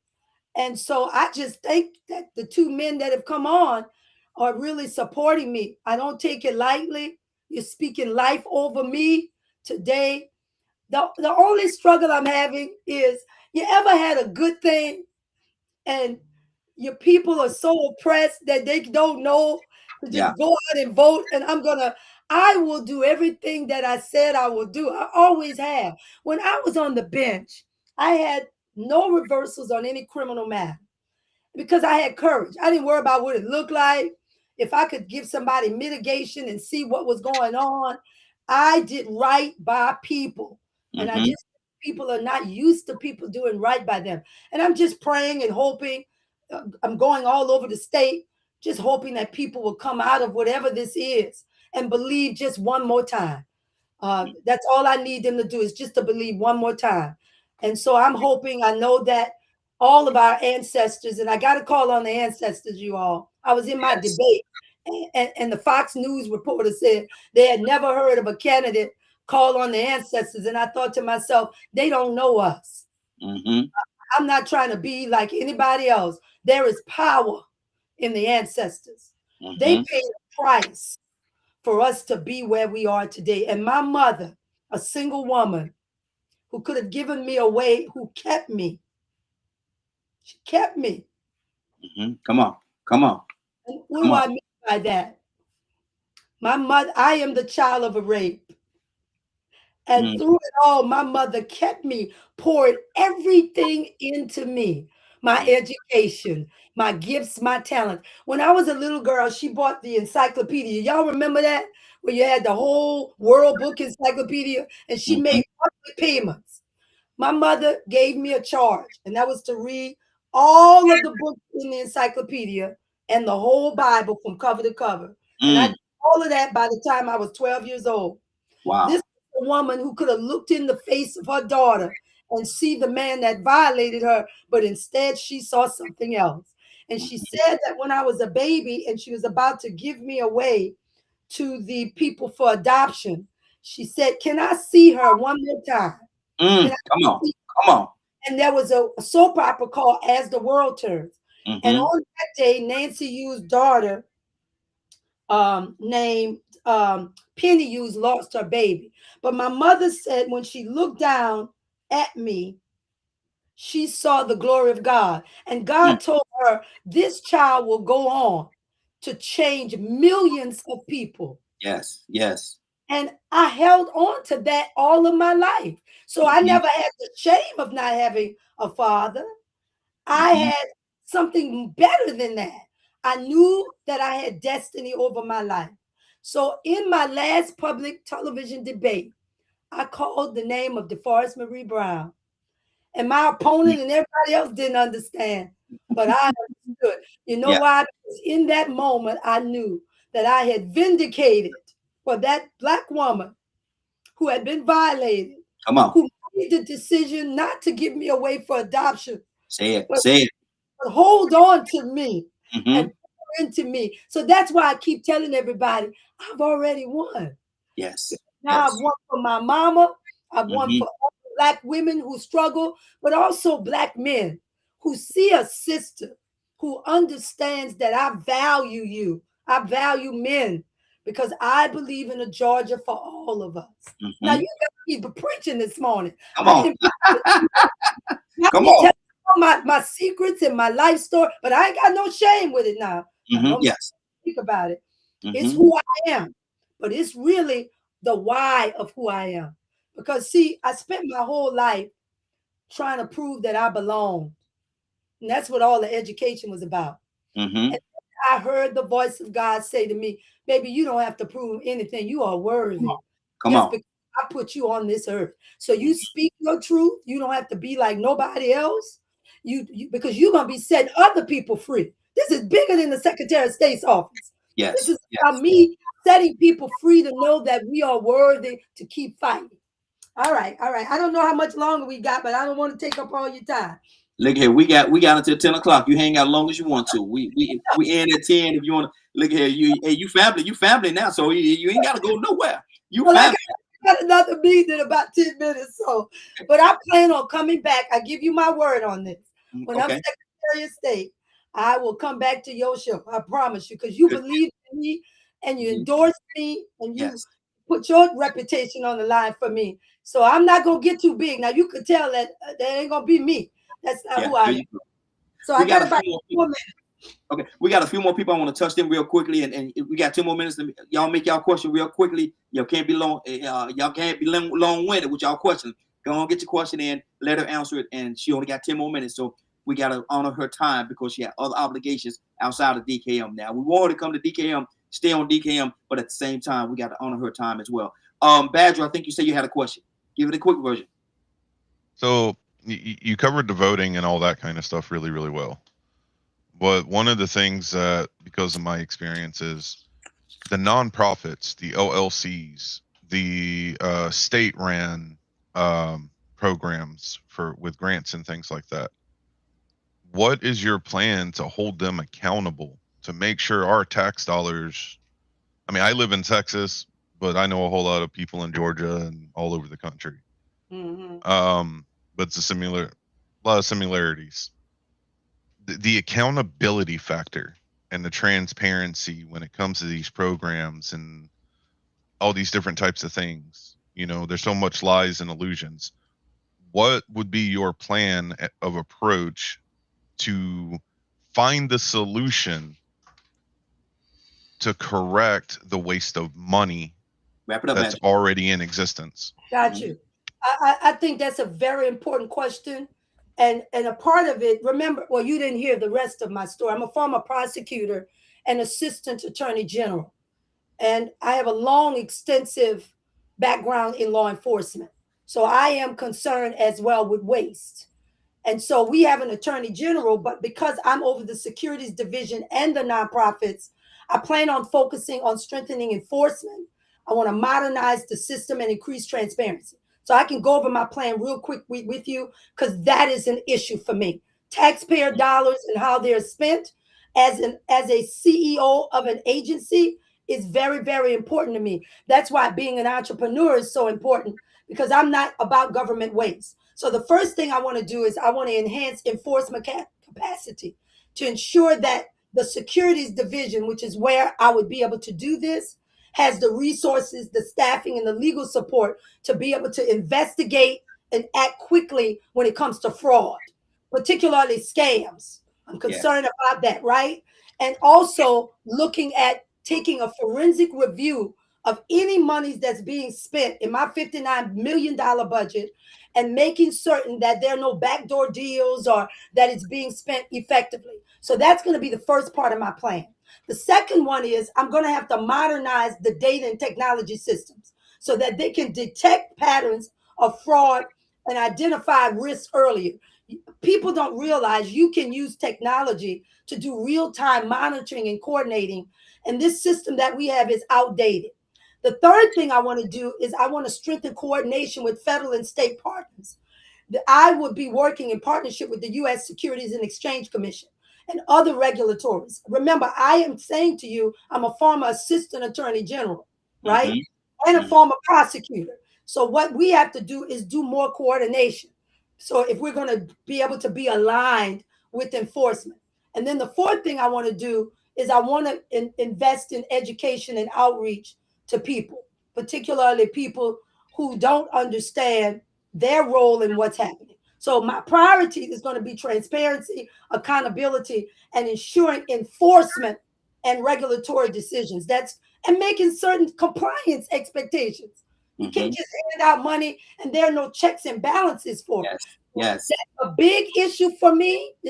Because see, I've managed large complex systems before. What we do is we just put anybody in office. They never manage the budget. You know what they ought to have a question about? If you want to run for office and you got to manage millions of dollars and oversee people, one of your prerequisites ought to be, have you ever done a payroll yourself? Come on. And I have. So that's my plan. I can tell it to you because it's one of my priorities. So thank you for asking that.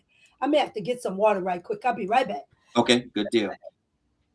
And there's a lot going on. There's a lot going on with this conversation, and she have to go. She have to another appointment, so she'll probably be leaving out in the next probably 5 minutes. We have a caller from the 708 area code. 708, what's your name? Where you calling from? 708, what's your name? Where you calling from? Are you there? Okay. All right. Well, maybe that person just don't want to talk this morning. Leonard, do you have a question and or concern? Curtis, coming to you next. First of all, I want to thank Mrs. Brown for her service. I followed your career and all the things that you do, and you're just awesome. I can't wait to vote for you a third time. And we're definitely getting folks out to vote, but Mm-hmm. it's great to see what we would call you're a super candidate Yes. because you embody everything fought for up to this point, and you know the issue. Nobody have to sit and explain it to you where it's wrong or where it's right. You know where to go. So I pray for your success, and I'm looking forward to you being our Secretary of State. Wow. Thank you so much. And thank you for saying y'all getting people out. We have the lowest turnout right now. It's early voting ends today, and then the election is on Tuesday, but it's predicting rain just about everywhere in Georgia. And so what I'm just hoping, and thank you for saying that, it's about legacy, the present, and the future. I learned from the great civil rights leaders, the dean of the civil rights movement. Andrew Young is 94 years old, and I was meeting with him yesterday. He's one of my mentors. He told me I voted for you. And when he said that, I broke down and cried. That man looked at me and said, Dr. King would be pleased. Awesome. Yes. Wow. And What I an cried. endorsement. Wow. What an endorsement. Come on. Come on. Come on. Yeah, I cried. He said he would be pleased because finally we have somebody that is the embodiment of civil rights, the faith, but has the know-how.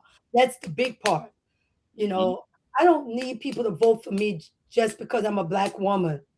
I'm glad to be one. Yes. But when I tell you I'm overqualified for this job, Yes, ma'am.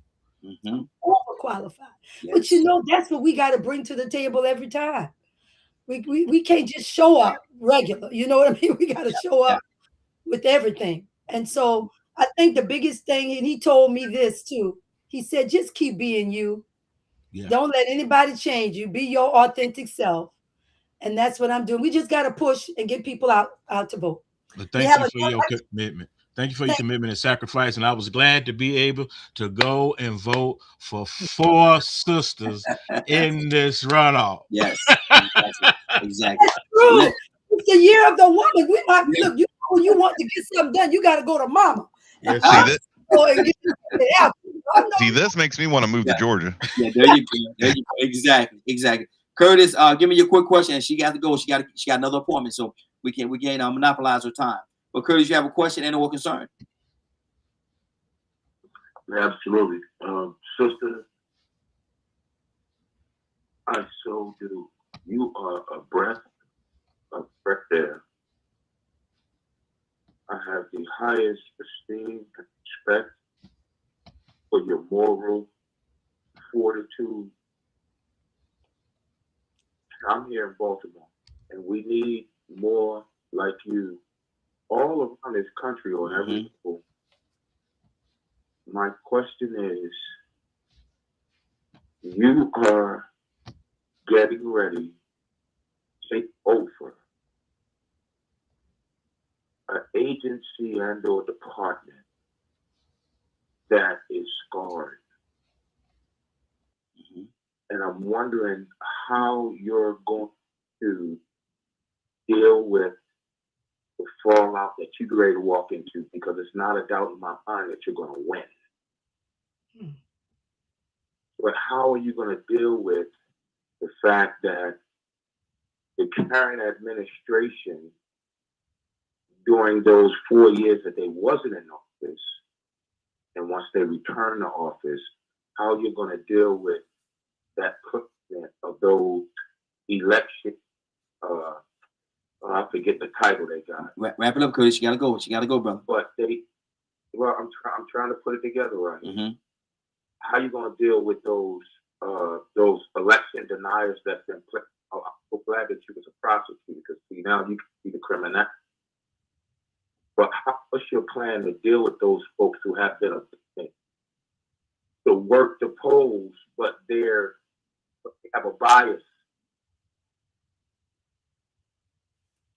That's a good question. And how are you going to deal with that whole thing that happened with the national security, Tulsi Gabbard coming down there and them taking the the photo rolls and all that. Yes, sir. The FBI came, for those of you who may not know. Thank you. That's a very good question. And I receive your faith in me and endorsement. I lived at the National Harbor right there in Maryland when I was working in DC, going back and forth. Um, that is very, very important. Project 20, what is Project 2025, 2020, whatever it was a very strategic document that the Heritage Foundation and others have been working on for years. Where we fell flat is we kept complaining about it, but we never did anything about it. I have already begun working on a strategic plan to be able to deal with these outlaws because that's what they are. They're outlaws. We need to call them what they are. They went into court 63 times, and all 63 times they lost. Yes. So they can't win it. And so, being a judge and a lawyer and a former prosecutor, I will set up an office because the Attorney General's office, the Attorney General has a skill set, but I have another set of skill sets where I'm hiring a team of attorneys. And for everything they're going to try to do to this office, I will meet them at the courthouse steps because this is what I do. And one thing that they do is they do all of their illegal activities or alleged illegal activities because the courts move so slowly. But I plan on working with advocacy groups where I'm limited in being able to file lawsuits because, the Attorney General acts on behalf of the state of Georgia, but I get to represent my agency as the Attorney General. Excuse me, as the Secretary of State. But I believe that my ability to be a former prosecutor, it's almost like you build a case. And I know how to build an indictment. And they're not as smart as people think. What they are is bodacious and they'll do anything, right? And they put a lot of fear in a lot of people. But when you know the law, I know the Equal Protection Clause of the United States, I understand that. And you bring in a team of experts, all their job is going to be there is to defend the Constitution and defend our rights. I'll have to have enhanced security. I understand all of that. I know what I'm getting into. At this point, it wasn't something that I'm planning on doing, but you ever had a calling on your life that you can't help yourself? But they done met their match with me. Now, let me tell you something. Come on. Because I will call a press conference every day. And just like y'all in Baltimore, y'all in Michigan, people will have my back, not just in Georgia. Exactly. They'll have my back on a national level because this is going to become a national fight. I will go on television every day if I have to, but behind the scenes, we need a strategic plan. Like I'm tired of us you can have a football team, but if you don't have a good offense, I don't care how good your defense is, it's not going to work. I got to come in there with my strategic plan. Before they strike, I got to have the answer. The press release have to be ready. The filings have to be ready to go to court. That's how I was when I was a prosecutor. That's how it was when I was in the Assistant Attorney General's office. I've been successful at everything because my grandfather used to say these words. When you sleep in, they're plotting. And don't you ever forget that by the time you have gotten up, the enemy is already ready to deal with you. But if you already understand them, you know the law, then you're going to be willing to fight. Now, is it going to be easy? No. It's going to be the fight of my life. Yeah. But I'm not going to carry this fight alone. That's why I'm saying it's a Georgia for all of us. But really, it's going to be a nation for all of us. Yes. Because come on. I want to look and ask the people, are you ready for the fight? You talking about these freedoms? You on you big and bad on the keyboard when it comes to social media, but put on, are you going to help me with this fight? Yeah. And that's what I go to the people for. But you're right, my brother. We can start praying now, start interceding for me now in the spirit, because the minute I win, you got to know. But let me tell you something. It's good to have a good husband. Let me tell y'all right now. This brother got me 100%. My husband will be 77 years old, October 28th. He looks so good. He's about to run a 7-8K race. And he's been pastoring 55 years. He had prostate cancer. God healed him from that. Yes. This brother got my back. And when you are a woman facing this kind of peace, and you got a husband who got a covering over me. Come on, come on. Lets me know he has my back. I Mm-hmm. feel he and I can do anything, but I'm gonna need y'all help now. I mean, when I Yeah. say I need your help, that's why I say I gotta stay close to the morning glow. I gotta be on this show because we're gonna have to call in the troops. Come And on. when I call in the troops, y'all can make calls. We can be on social media Mm-hmm. because I need y'all to have my back. So I Absolutely. think I done overstayed my welcome. I hope not. Never, never. You're always welcome. Your family. Somebody else had one more question. I know you got to go. Do you have time for one more question? One more, and I'll make my answer shorter too. Donald, go ahead, brother. You say you have one more question. Hey man, it's just quick. I have to say it like this. I see the Hadassah in you. You know what I mean? They call her Esther. Mm-hmm. So for such a time as this, yes, encourage you, my sister. That's all I say.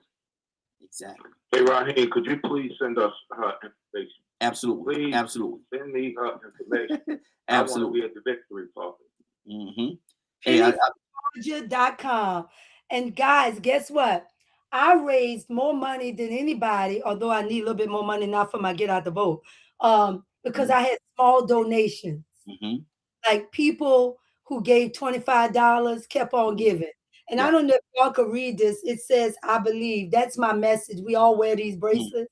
Mm-hmm. And so I'd like to close with this. It's pennyforgeorgia.com. Pennyforgeorgia.com. Mm-hmm. On Tuesday night, y'all be watching. Yes. Y'all call all your friends. Celebrating. Know, Celebrating. Mm-hmm.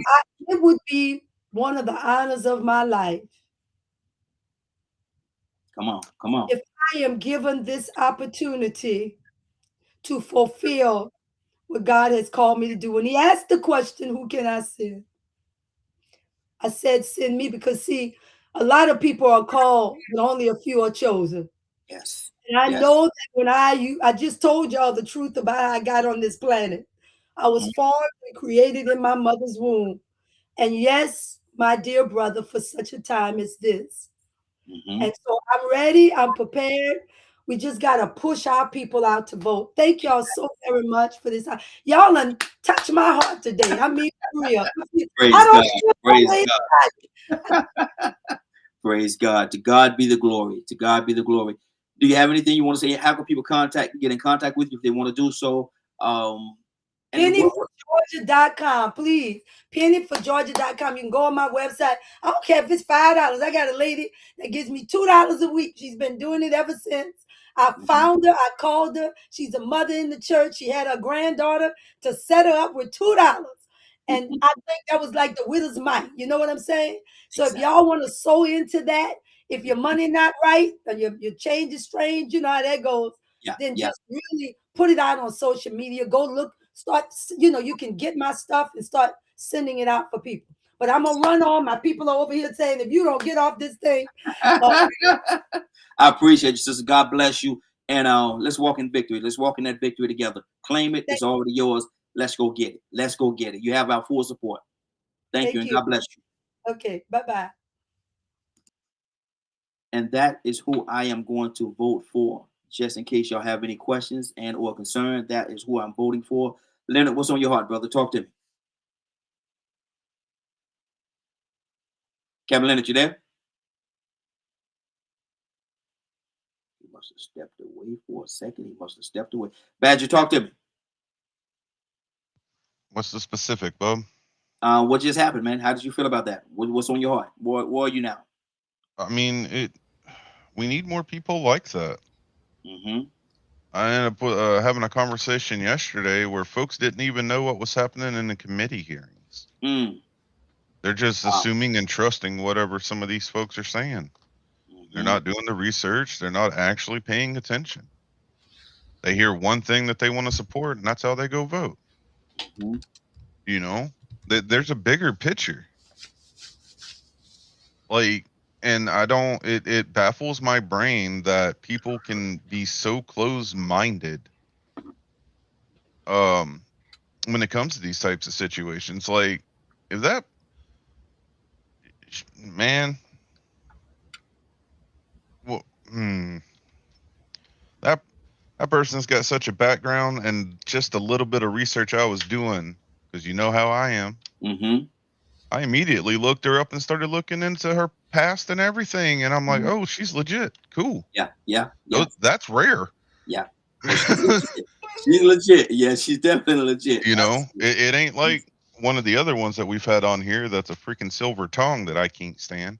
Mm-hmm. So no, that's why I shared her website myself, Mm-hmm. because people like this need to be supported in the positions that they're going for. Yeah. That's the only way we're going to have change in our communities. Mm-hmm. That's good. That's good. Leonard, talk to me. What's up, Rocky? Hey, what just happened? Where you at? What just happened? Oh, I couldn't. I mean, I was surprised that you got a hope to her. Mm-hmm. She checks all the boxes. Yeah. We've been in this situation before. Mm-hmm. And that's one thing I can say is the benefit of living in Georgia is I tell people here in meetings and things, don't take it for granted that you're doing this work where you're at Mm-hmm. and what you have access to. These are people we've worked with. Mm-hmm. These are people who are about community. You won't find a better candidate as far as integrity Oh no. Where you go? as Mrs. Brown. You're not. Yeah. She is, quote, Black excellence. Mm-hmm. Yeah. No, I mean, not to, make her seem like there's no other candidate that has ever been Secretary of State Mm-hmm. that has the skill set that she had. So we shouldn't let this opportunity pass us up again in Georgia. Yep. When we get a super candidate like this, a person who's about integrity in the office. Mm-hmm. You've seen her on her TV show. Like the same people she talked about, like, having graduated from Andrew Young School of Policy Studies. Mm-hmm. That woman embodies everything that the movement was about. Exactly. And has been endorsed. And has been endorsed. Exactly. She's been endorsed. And when you get the opportunity to be around those people, the Joseph Lowrys and things of that, and you just get the ability to sit next to now Senator Warnock planning community functions. Mm-hmm. Mm-hmm. Because that's what they do. Yeah. That's what they're about.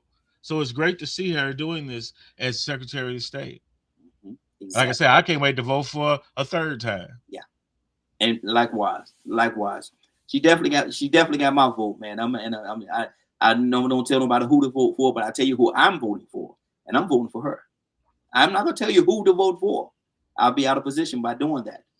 But I can't tell you who I'm going to vote for, and you govern yourself accordingly. Curtis, right. Talk to me.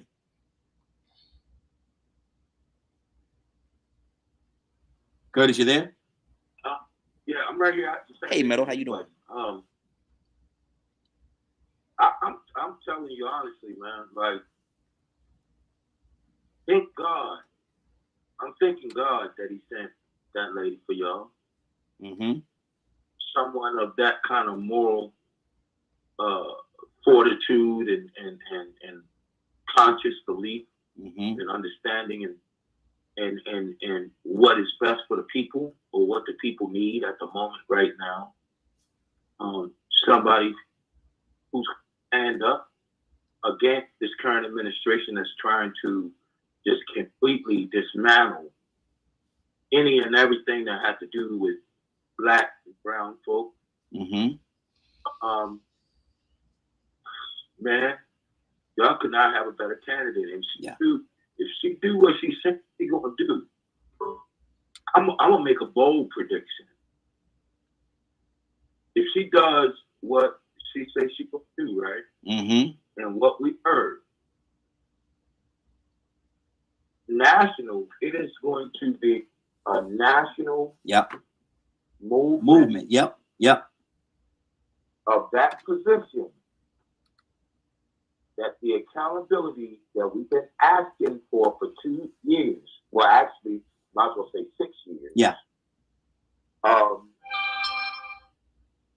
Is going to happen. We need to protect people like her. Oh yeah. Oh yeah. And I mean that for real, for real. I'm not just saying that. She needs to be protected because, like she said, those outlaws,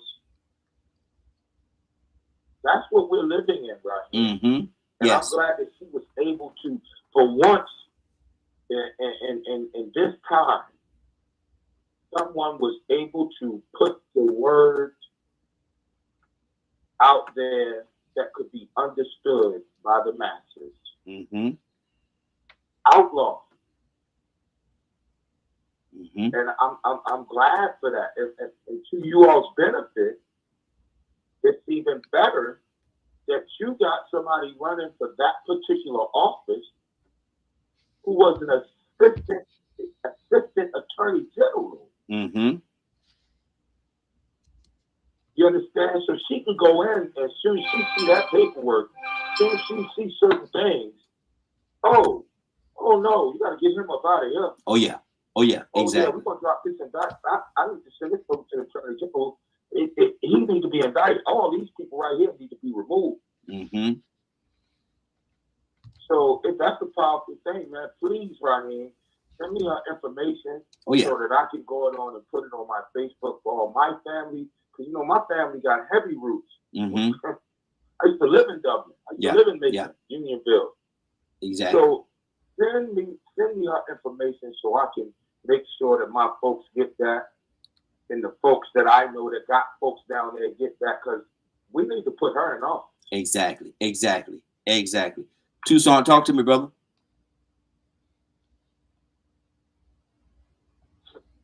Yeah, I think that people, this is to me, I think that people need to look at someone like that, and look at what we got in our current administration, and it presents exactly what we need. We need somebody today, Mm-hmm. and knowing that they gonna come crooked, and you got to have something already ready and set in place Mm-hmm. for crooked folks that do crooked things right in front of your face. Exactly. Like you can't do nothing about it. Mm-hmm. You got to have the right people that with the right character and that have been in the right environment that know how to fight with some sense. Yep. Anybody can say some stuff and have a because I'm sick of these folks. I'm sick of them. Mm-hmm. They don't feel like they even have to answer questions. Yep. I ain't never seen nothing like that in my life. Mm-hmm. And Tucson, I never thought we would be here. And Tucson, yes, and I know you noticed, she didn't run from now one of them questions, man. Neither one of them questions. She didn't run from now one of them. She tackled them head on. She don't have to. Yeah. She don't have to, because I don't, and that's just me.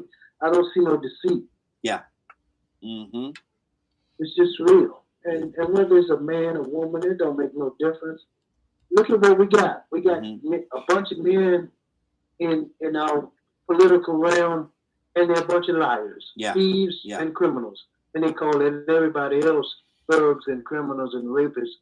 And every one of them, if you check, and I don't want to talk about this, but if you check the Epstein file, all of them on it. Yep. Every one of them. Yes, sir. So. Okay. Now we're about. Go ahead. Finish your thought, brother. Go ahead. No, I'm sick of them. I'm just sick of them. I mean, sick of the president and his cabinet. They feel like they go in before the courts and they divert questions. Mm-hmm. Yeah. And we cheering this stuff on like it's free cheese. Mm-hmm. It makes absolutely no sense for us to have to go and give somebody some money that stormed the most secure building in the nation. That makes no sense. Exactly. It was prosecuted, put in jail, and pardoned by another criminal. Mm-hmm. Mm. Wow. And that's true. That's true. Anybody else got anything else we want to say on this right here before we move on? We're gonna go back to our original topic. If nobody else have anything else they want to say right now. Leonard, you ain't never been quiet, brother. Talk to me. Can you hear me, Raheem? I can now. Yes, sir. Oh, okay. I mean, I'm trying to figure out, what was your first topic? I came right in right before you announced the guest. Okay. No. You spoke on it about the you elaborated about the young boy teenage. That was the only question. Okay, yeah. Yes, yeah. Mm-hmm. Yeah, I thought we was gonna move on after that. I mean, that was about the obligation I felt like Tucson. Me and Tucson kind of from that same place. You know what I'm saying? Y'all come from the same mold. Well, I'm just saying. I mean, I don't know what the big dilemma is. Mm-hmm. First of all, I can't even imagine you don't sat up there and called your mama and your daddy a lie. Now I ain't gonna say all that, man. I don't even know how you even started off with that right there. Right. I ain't gonna say don't call both of them a lie. You ain't that light skinned. You ain't that light skinned. No, come on. Wow. Don't act. Wow. Okay. Don't act. Look, how you say, look, don't get new now. Don't get new. You just walked up on your mama and daddy and told them they was lying about something. Exactly. Now, come on. When you wake up and get up, you might have a clearer understanding, huh? When you wake up I'm just trying to help some of y'all out. Yeah. When you wake up and get up, you might not want to ask that question no more. But well, it's a way to do things, man. Exactly. Right. Yes, sir. Before you go to Willa, we'll help you respect. First, Willa, please pray for. Say it again. Because thanks for the follow. My spirit just told me while Tucson was talking, we need a head placed around that woman. Mm-hmm.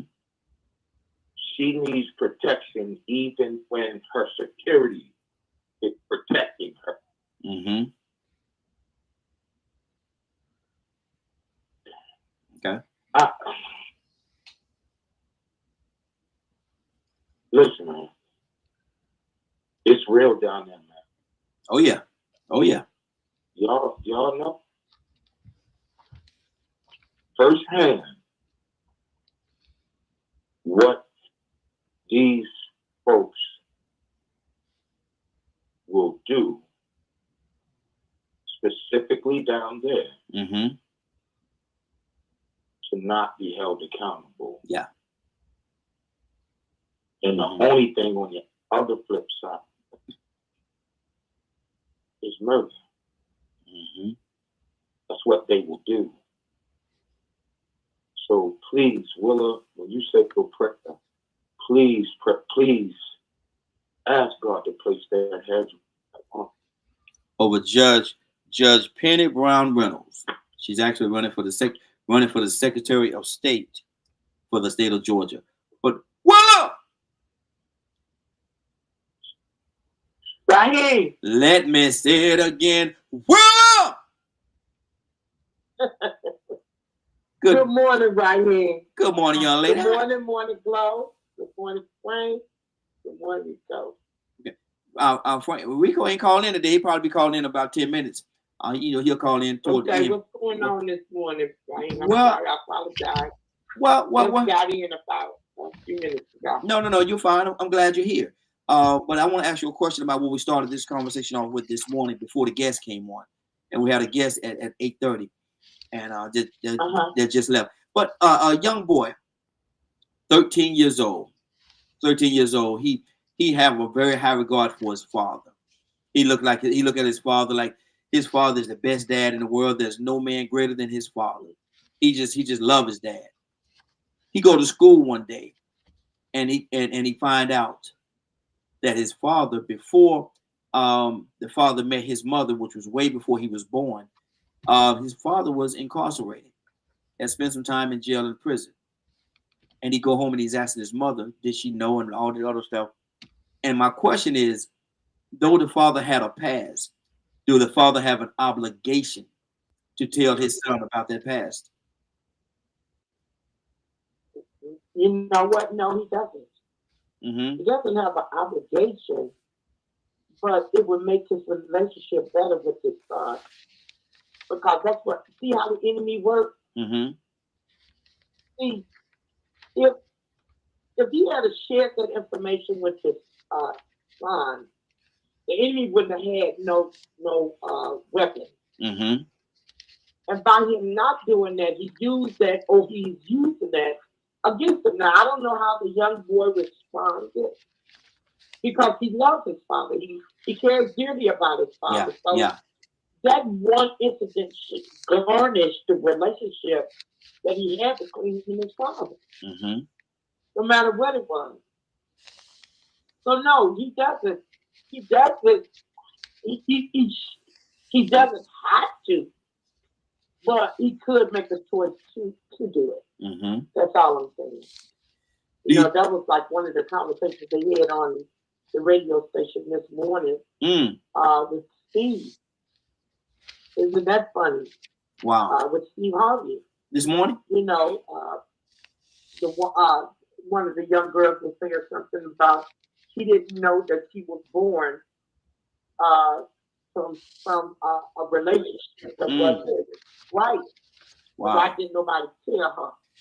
Well, first of all, did nobody have to tell you, you know. But yeah, you know, you feel that like we're not obligated to do that. We got so much in our past. What we gonna do? Sit down and just share everything? Well, but see, my thing that's is just the way I feel. Yeah, but my thing is this, Willie, and I agree with a big part of what you said. Maybe he should have, because I said earlier that this bus came down the street and caught the little boy off guard because he looked at his dad as being the best thing since sliced bread and never thought his dad would do anything like that. And then to find out, it was a level of disappointment that he had. Now, rather he should go and question the family and all that stuff. That's a whole different conversation. Because Leonard said, he's going to get himself knocked out by questioning him, called the mom and the daddy a liar. I don't think he's calling them a liar. I think he just have questions. I think he have questions as far as what happened. What do you say to that, Will?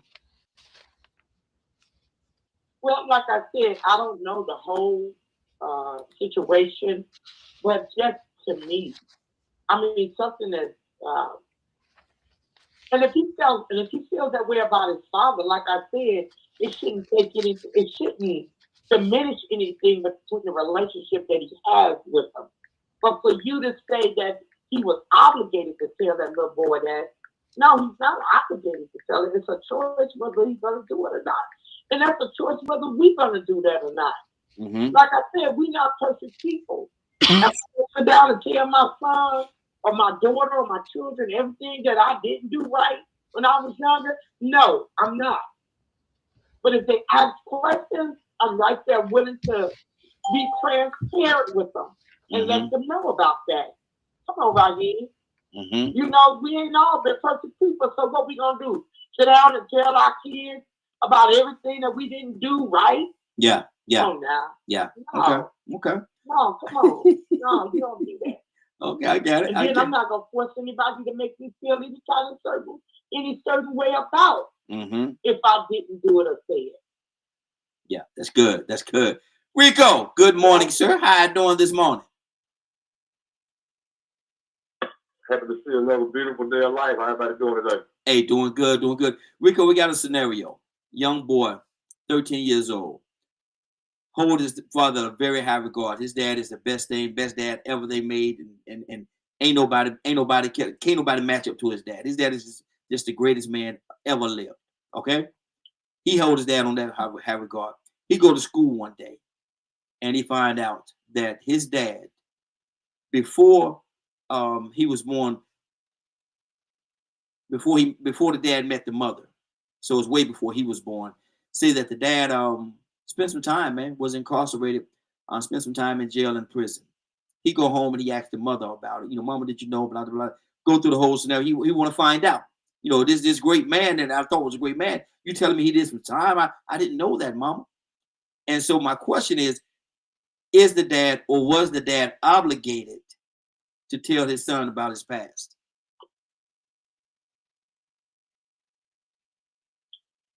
That was his choice. I mean, he wasn't wrong or right either way. I mean, I really can't go into no further detail than that. That's to me, it's not complicated. It's a real life issue. I'm pretty sure there have been people that experienced that, found out that matter of fact, I got a cousin that didn't know that his father had killed somebody and been in prison for it. He only knew his father as that preacher, my granddad's brother. He only knew him as that upstanding preacher. That didn't like when he saw my granddad a drinker. He was always about righteousness, and he wasn't about a whole bunch of foolishness. Real strict. Yeah. But my mom was older than her cousin, my cousin, and her cousin. And so they knew what had happened. So, but I think when the son found out, he was a little shocked. Man, I didn't know my dad had killed somebody. He couldn't believe it.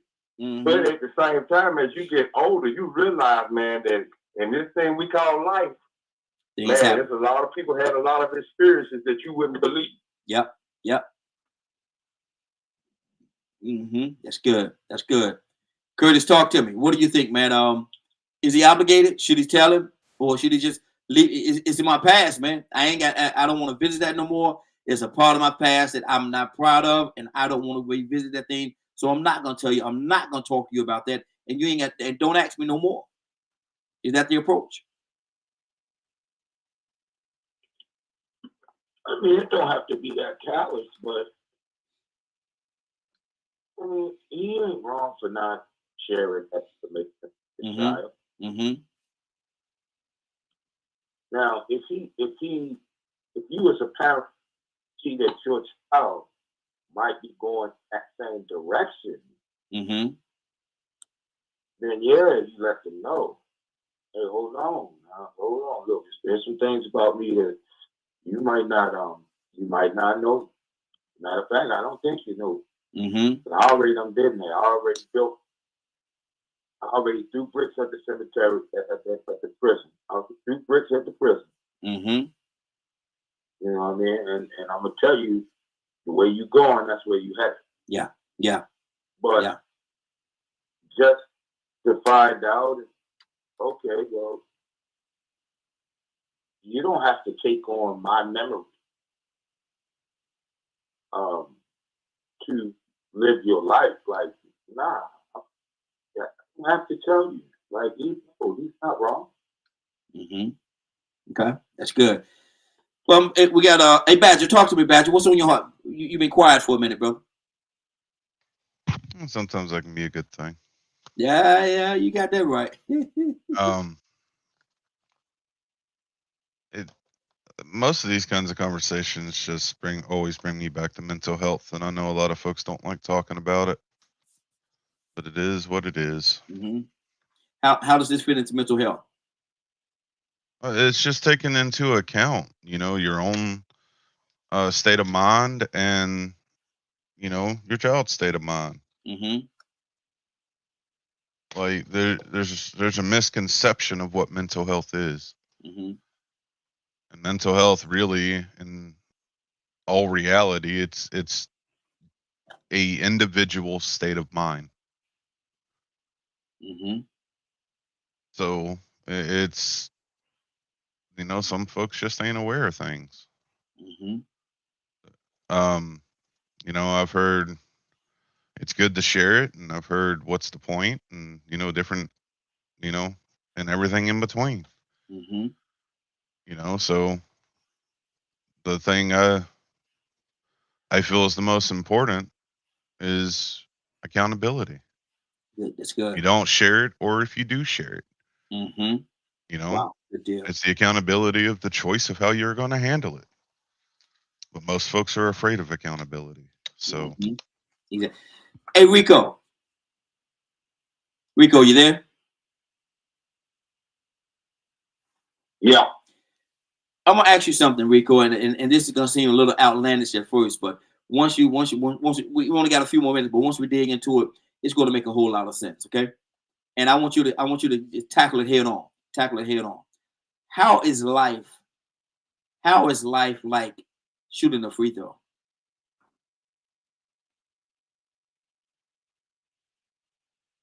You said like chewing a burrito. A free throw. Oh, how is life like shooting a free throw? Yes. Well, it's almost hit or miss. It might look a little easy, and at the beginning it might seem very simple. Mm-hmm. But then when it gets down to clutch time, you got nerves and anxiety on the table. The pressure, yeah. Man, that little free throw might not seem so free. Mm-hmm. Might seem very complicated. You seen that big old guy, 7'5", missed them 2 free throws the other night back to back? Yep. Man, there was a lot on the line. Mm-hmm. He was nervous. That 29-point lead got down to about 6 or 4 or something like that. And it started feeling like I think they're about to come back and beat us. Hey, Rico, and how heavy? And we know physically it wasn't no more heavier than it was at the beginning of the game. But how heavy had that ball become at that time? Oh man, it probably felt like a medicine ball. Yes, sir. And the rim probably looked like it turned into the size of a pinhole. Yeah. Man, I imagine his breathing got heavy, yeah, his eyes got tight, man. He probably started hallucinating a little bit. Yeah. That free throw got real hard. Exactly. Yeah, exactly. And so that's why I say, man, it's a very simple question, but it's so complicated because if you deal with each element of it, you got to deal with the distance, and it's so much you have to deal with in shooting that free throw. Your body got to be positioned right, your elbows. It's a lot, man. Well, how is life like shooting a free throw? Life like this, oh man, you never know if it's gonna sink or not. Come on. Choices in life, Raheem. We got that free will and make the choices until you're locked up. Mm-hmm. Yeah. You don't know if it's gonna go in or not. Mm-hmm. We make plans, we do things, but we hope it turns out right. Yeah. But what happens? Let me tell you what happens when things don't go our way. Sometimes it pushes us forward, and then sometimes it pushes us back. Mm-hmm. So, however it turns out, you got the responsibility to make the choice, to make the difference in what is going to happen in your life. Mm-hmm. Because we're not all the same right here. Come on. What seems simple to you may not seem simple to me. Mm-hmm. That's why we got to sometimes, just like the Bible says, sometimes we got to just take our time and be anxious for nothing. Mm-hmm. Listen before you speak. Yes. There are so many things that the word tells us that we need to practice, and we don't. Mm-hmm. And that's what's on my heart right now. Good deal. Tucson, how is life like shooting a free throw?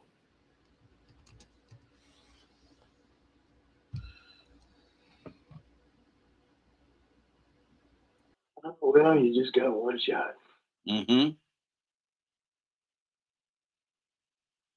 Mm-hmm. You can either win or lose. Yeah. Mm-hmm.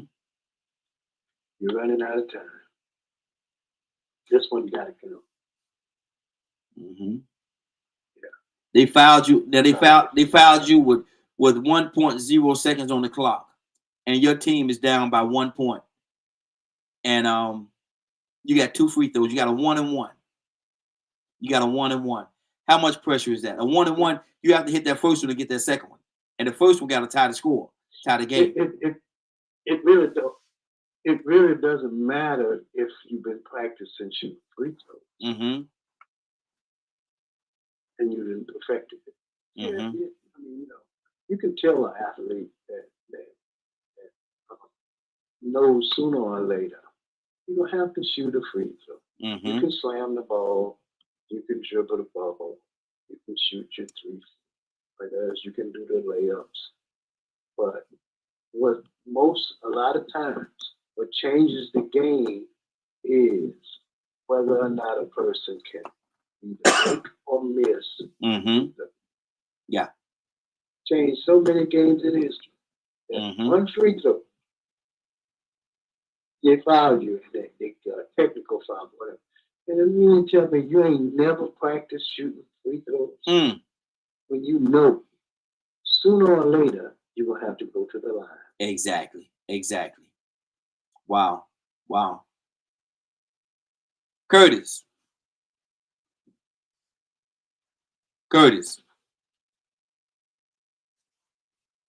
you there? Yo.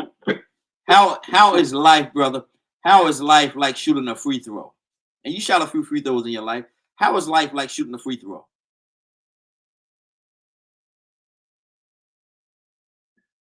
The process of it is it's very close to life.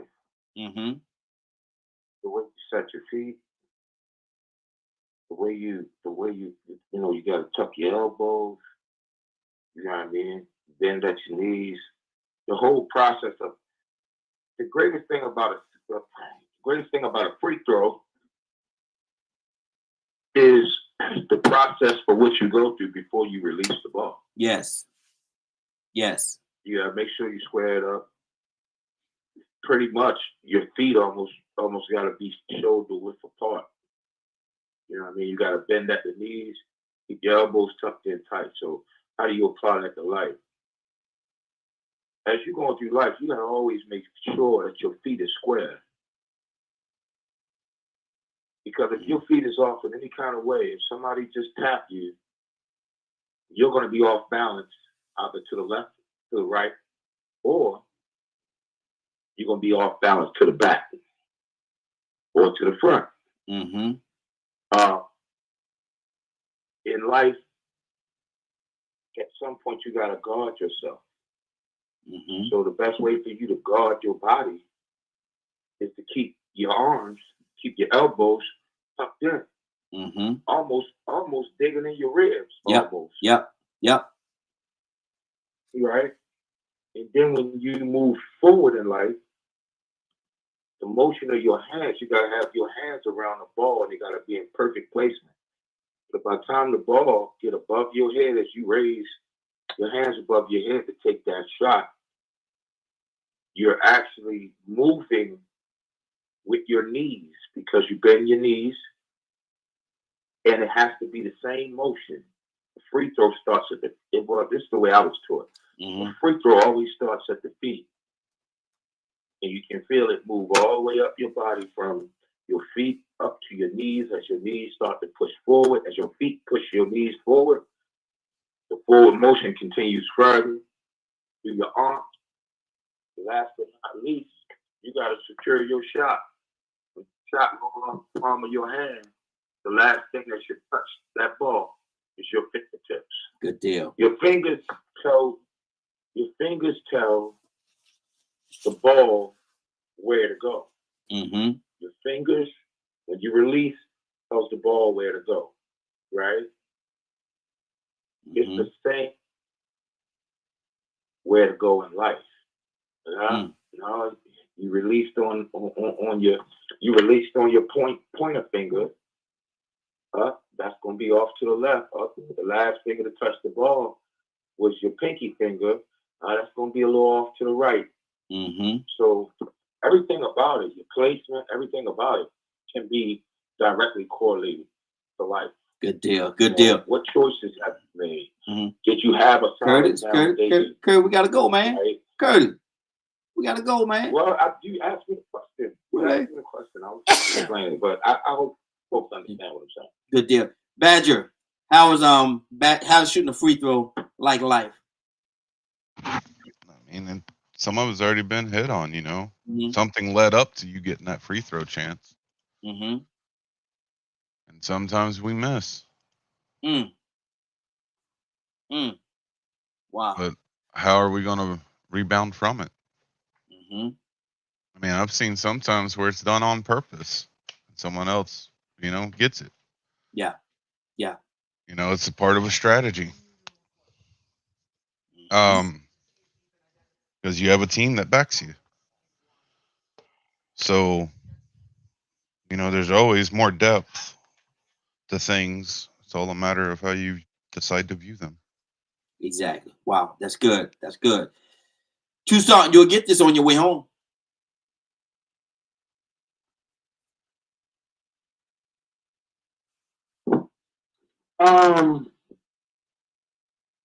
I'm reminded of, I don't have the scripture.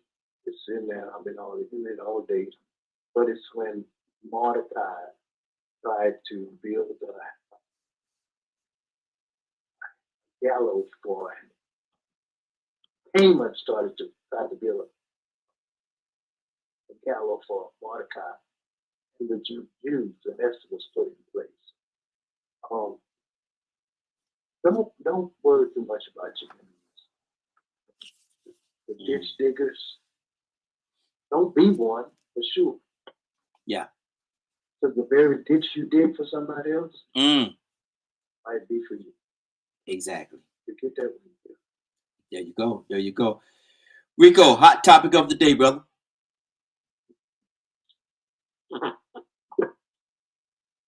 It's gonna be quick and short, man. I think y'all already know. I'm gonna go back to that Carmelo Anthony thing, man. His parents are starting to regret hiring the attorney that they hired.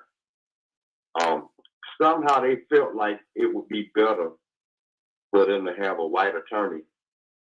They would get a better result for their young black male son, who had been, I'd say, in my opinion, wrongfully convicted. So those guys were called the primary aggressors, but they still didn't get the charges that a primary aggressor should get. So, I'm seeing now that we still have a generation of black people that need to realize that we have to fight this battle a different way. We can't play by the same rules that they play by, and they don't apply the same rules to us. This system that they devised can actually be utilized to still target black males. And when you have that situation in play, you got to be very careful in a life or death situation or a freedom situation of who you have representing your children or representing you. Yeah. In this court system, this corrupt criminal justice system that people have taken their hoods off and put the robes on and got behind the judge's bench. Exactly.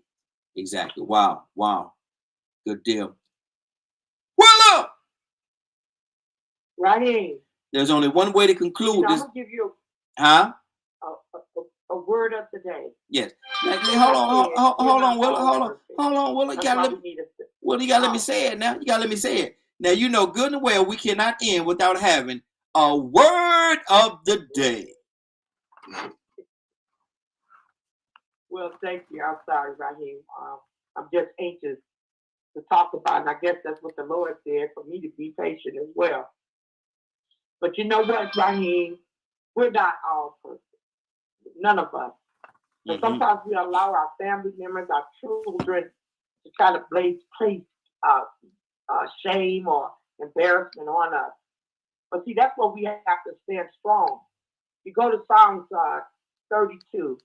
The Bible says, blessed is he whose transgressions is forgiven. So we got somebody in place who's already paid the price for our sins and our iniquities. So we got to learn to use God's word and not ours. So the word of today is, don't allow nobody to pour into you shame or guilt. Those are tools that the enemy uses. That's the word of today, right here. Good deal. What? And that's a powerful word. Powerful word. Rico, somebody joined this broadcast late, 8 o'clock, 8:30, 9 o'clock, even 9:30. And they say, Lord, they talk about some good things. Had the judge on today and everything. Had a great guest that's running for the Secretary of State of the state of Georgia. We had a lot of stuff going on today. I wish that there was a way that I could hear it in its entirety. Rico, are you able to help us out? Yes, if you missed today's broadcast and would like to hear or see the rebroadcast in its entirety, you can tune in at 3 p.m. Eastern Standard Time on www.dkfmediagroup.com. Good deal. Good deal. And Raheem. Yes, sir. I know you're trying to get out of here, but when you gave that scenario, I think we might have dropped the ball a little bit. I think it's a better way for you to, I am not better way for you, but a better way that people can lead you with getting that, the gist of what you were trying to say with that analogy about the free throw in life. And what I was thinking about is pressure. The pressure that happens when you have plenty of time at the beginning of the game, yep, at the beginning of life, and then the pressure when the game is about to be over, you don't know if you're going to win or lose, but time is running out. When you're under that pressure at the beginning of the game, you might be a lot more relaxed. You might be too relaxed. You might not be as focused as you should be, or you might be calm enough to sink it with no problem because you have no pressure. But when time is running out, on that clock, that pressure builds. So I think that's a good analogy of having life being like a free throw. What was easy to do at the beginning when you had plenty of time and didn't have no pressure, that same shot you need to make at the end of the game and time is running out, it might not be as easy to make. It's definitely not going to be as easy to make. Everybody can't make it, even the best of them. Exactly. And the last part I gave about it being you getting fouled with 0.1 second on the clock and you're down by 1 point. You got a 1-and-1. You got a 1-and-1 now. You have to make the first one. That's where that pressure comes in. You have to make that first one to even get a chance for the second one. How many people gonna make it? How many people gonna fold? And how many people gonna just run away from the situation, Rico? How many people gonna not want to take that shot? Because so much is counting on it. Wow, that's a lot. Time for the pledge, and I need y'all help on this, man. We got a few people here today, and I want everybody to participate, if you don't mind, with the pledge. Willow, it goes something like this: I would take this day. I would take this day and be the best that I can be. And be the best that I can be. Do the best that I can. Do the best that I can. And help as many people as I can to do the same thing. And help as many people as I can to do the same thing. I promise to do it with love. I promise to do it with love. Compassion. And the grace of God. And the grace of God. Giving him all the honor. Giving him all the honor. All the praise. All the praise. And all of the glory. And all of the glory. In the name of my Lord and Savior, Jesus the Christ. In the name of my Lord and Savior, Jesus Christ. Amen. Amen. Amen. Amen. Tucson, what you doing over there, man? Tucson, what you heard, man? I ain't gonna ask you what you doing. For me. Y'all gotta pray for me. Yes, Lord. Yes, Lord. Okay. I don't know what you were doing over there, man. Rico, I don't know why I thought about that, but you know we got a guest choir. Lord. Singing for service today. They didn't pray on y'all, but y'all pray for me. Elementary special aid class. Rico, I ain't with do something, man. Rico, what did you hear? Man, you know, I was thinking to myself, man, sometimes with the choir ain't showing up, it's best for the solo artists to go ahead and do it by themselves. She was doing good until the special choir jumped in there. What's it, the special choir? The special choir? Exactly. Yes, ma'am. Yes, ma'am. Well, can we go pray? I just got a call that one of my nieces got shot. Oh. And she's going to surgery. Yeah, go ahead. Go ahead. Go ahead. Absolutely. Pray? Yes, ma'am. Yes, ma'am. Go ahead. Father,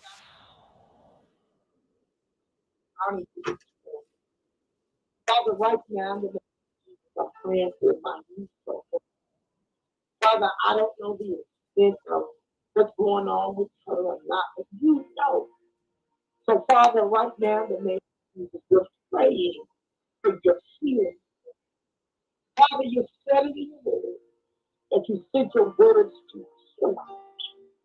So, Father, I believe it and trust it right now in the name of Jesus. Father, I trust you more than anything in this world. And I believe that you can fix anything. I believe that even though man thinks they have control of themselves. So, Father, I'm asking you right now to stand on your promise. Stand right now, Lord. Father, you are awesome in your grace and mercy. Yes, Lord. So I'm asking right now, Lord, for that grace that you extend freely. Thank you, Lord. Yes. Thank you for being our Father. You just do right. I thank you, Lord, for allowing me this time to speak with you. Father, I just love you. I know you can do anything pressing on me. I trust you, Lord. Whatever I step towards your way. In Jesus' name. Amen. Amen. I trust you, Lord. Yes, Lord. Amen. Yes, Lord. Yes, Lord. Amen. And I gotta get back on the call right here. Okay. I'll talk Praying. to you. I talk to you later. Okay, praying for you. And yes, Lord.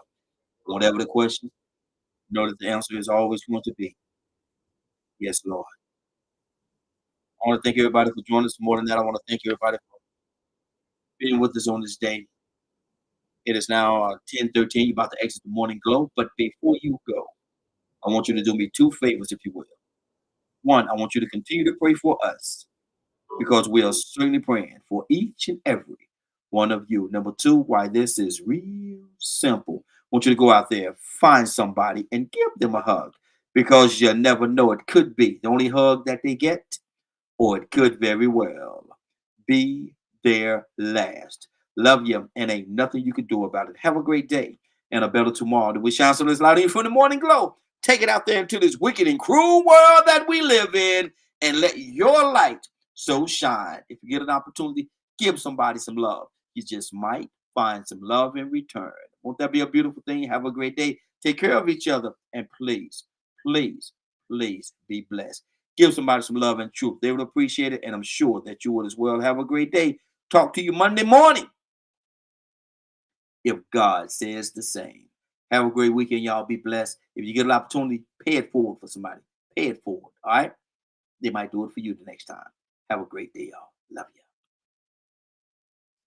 Welcome to the stage where hearts unfold in the morning glow, stories untold.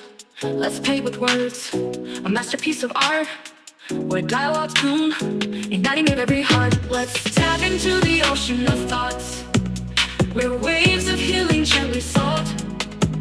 Let's paint with words, a masterpiece of art where dialogues bloom, igniting every heart. Let's dive into the ocean of thoughts where waves of healing gently sought. Together we'll mend, stitch by stitch in the morning glow. Let's make the switch. A symphony of voices, harmonizing the air, echoing truth, banishing despair. Let's sow seeds of unity, watch them grow in this garden of hope under the morning glow. Let's bridge the gaps, erase the line in the tapestry of hearts that love shine. With every word, a step we take towards a brighter dawn for all our sake.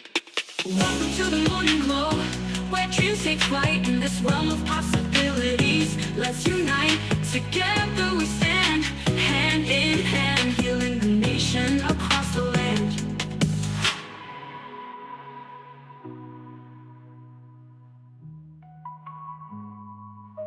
dive into the ocean of thoughts, where waves of healing gently sought.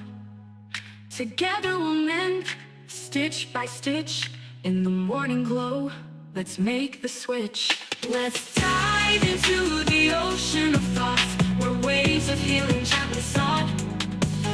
Together we'll mend, stitch by stitch, in the morning glow. Let's make the switch. Let's open your voices, harmonizing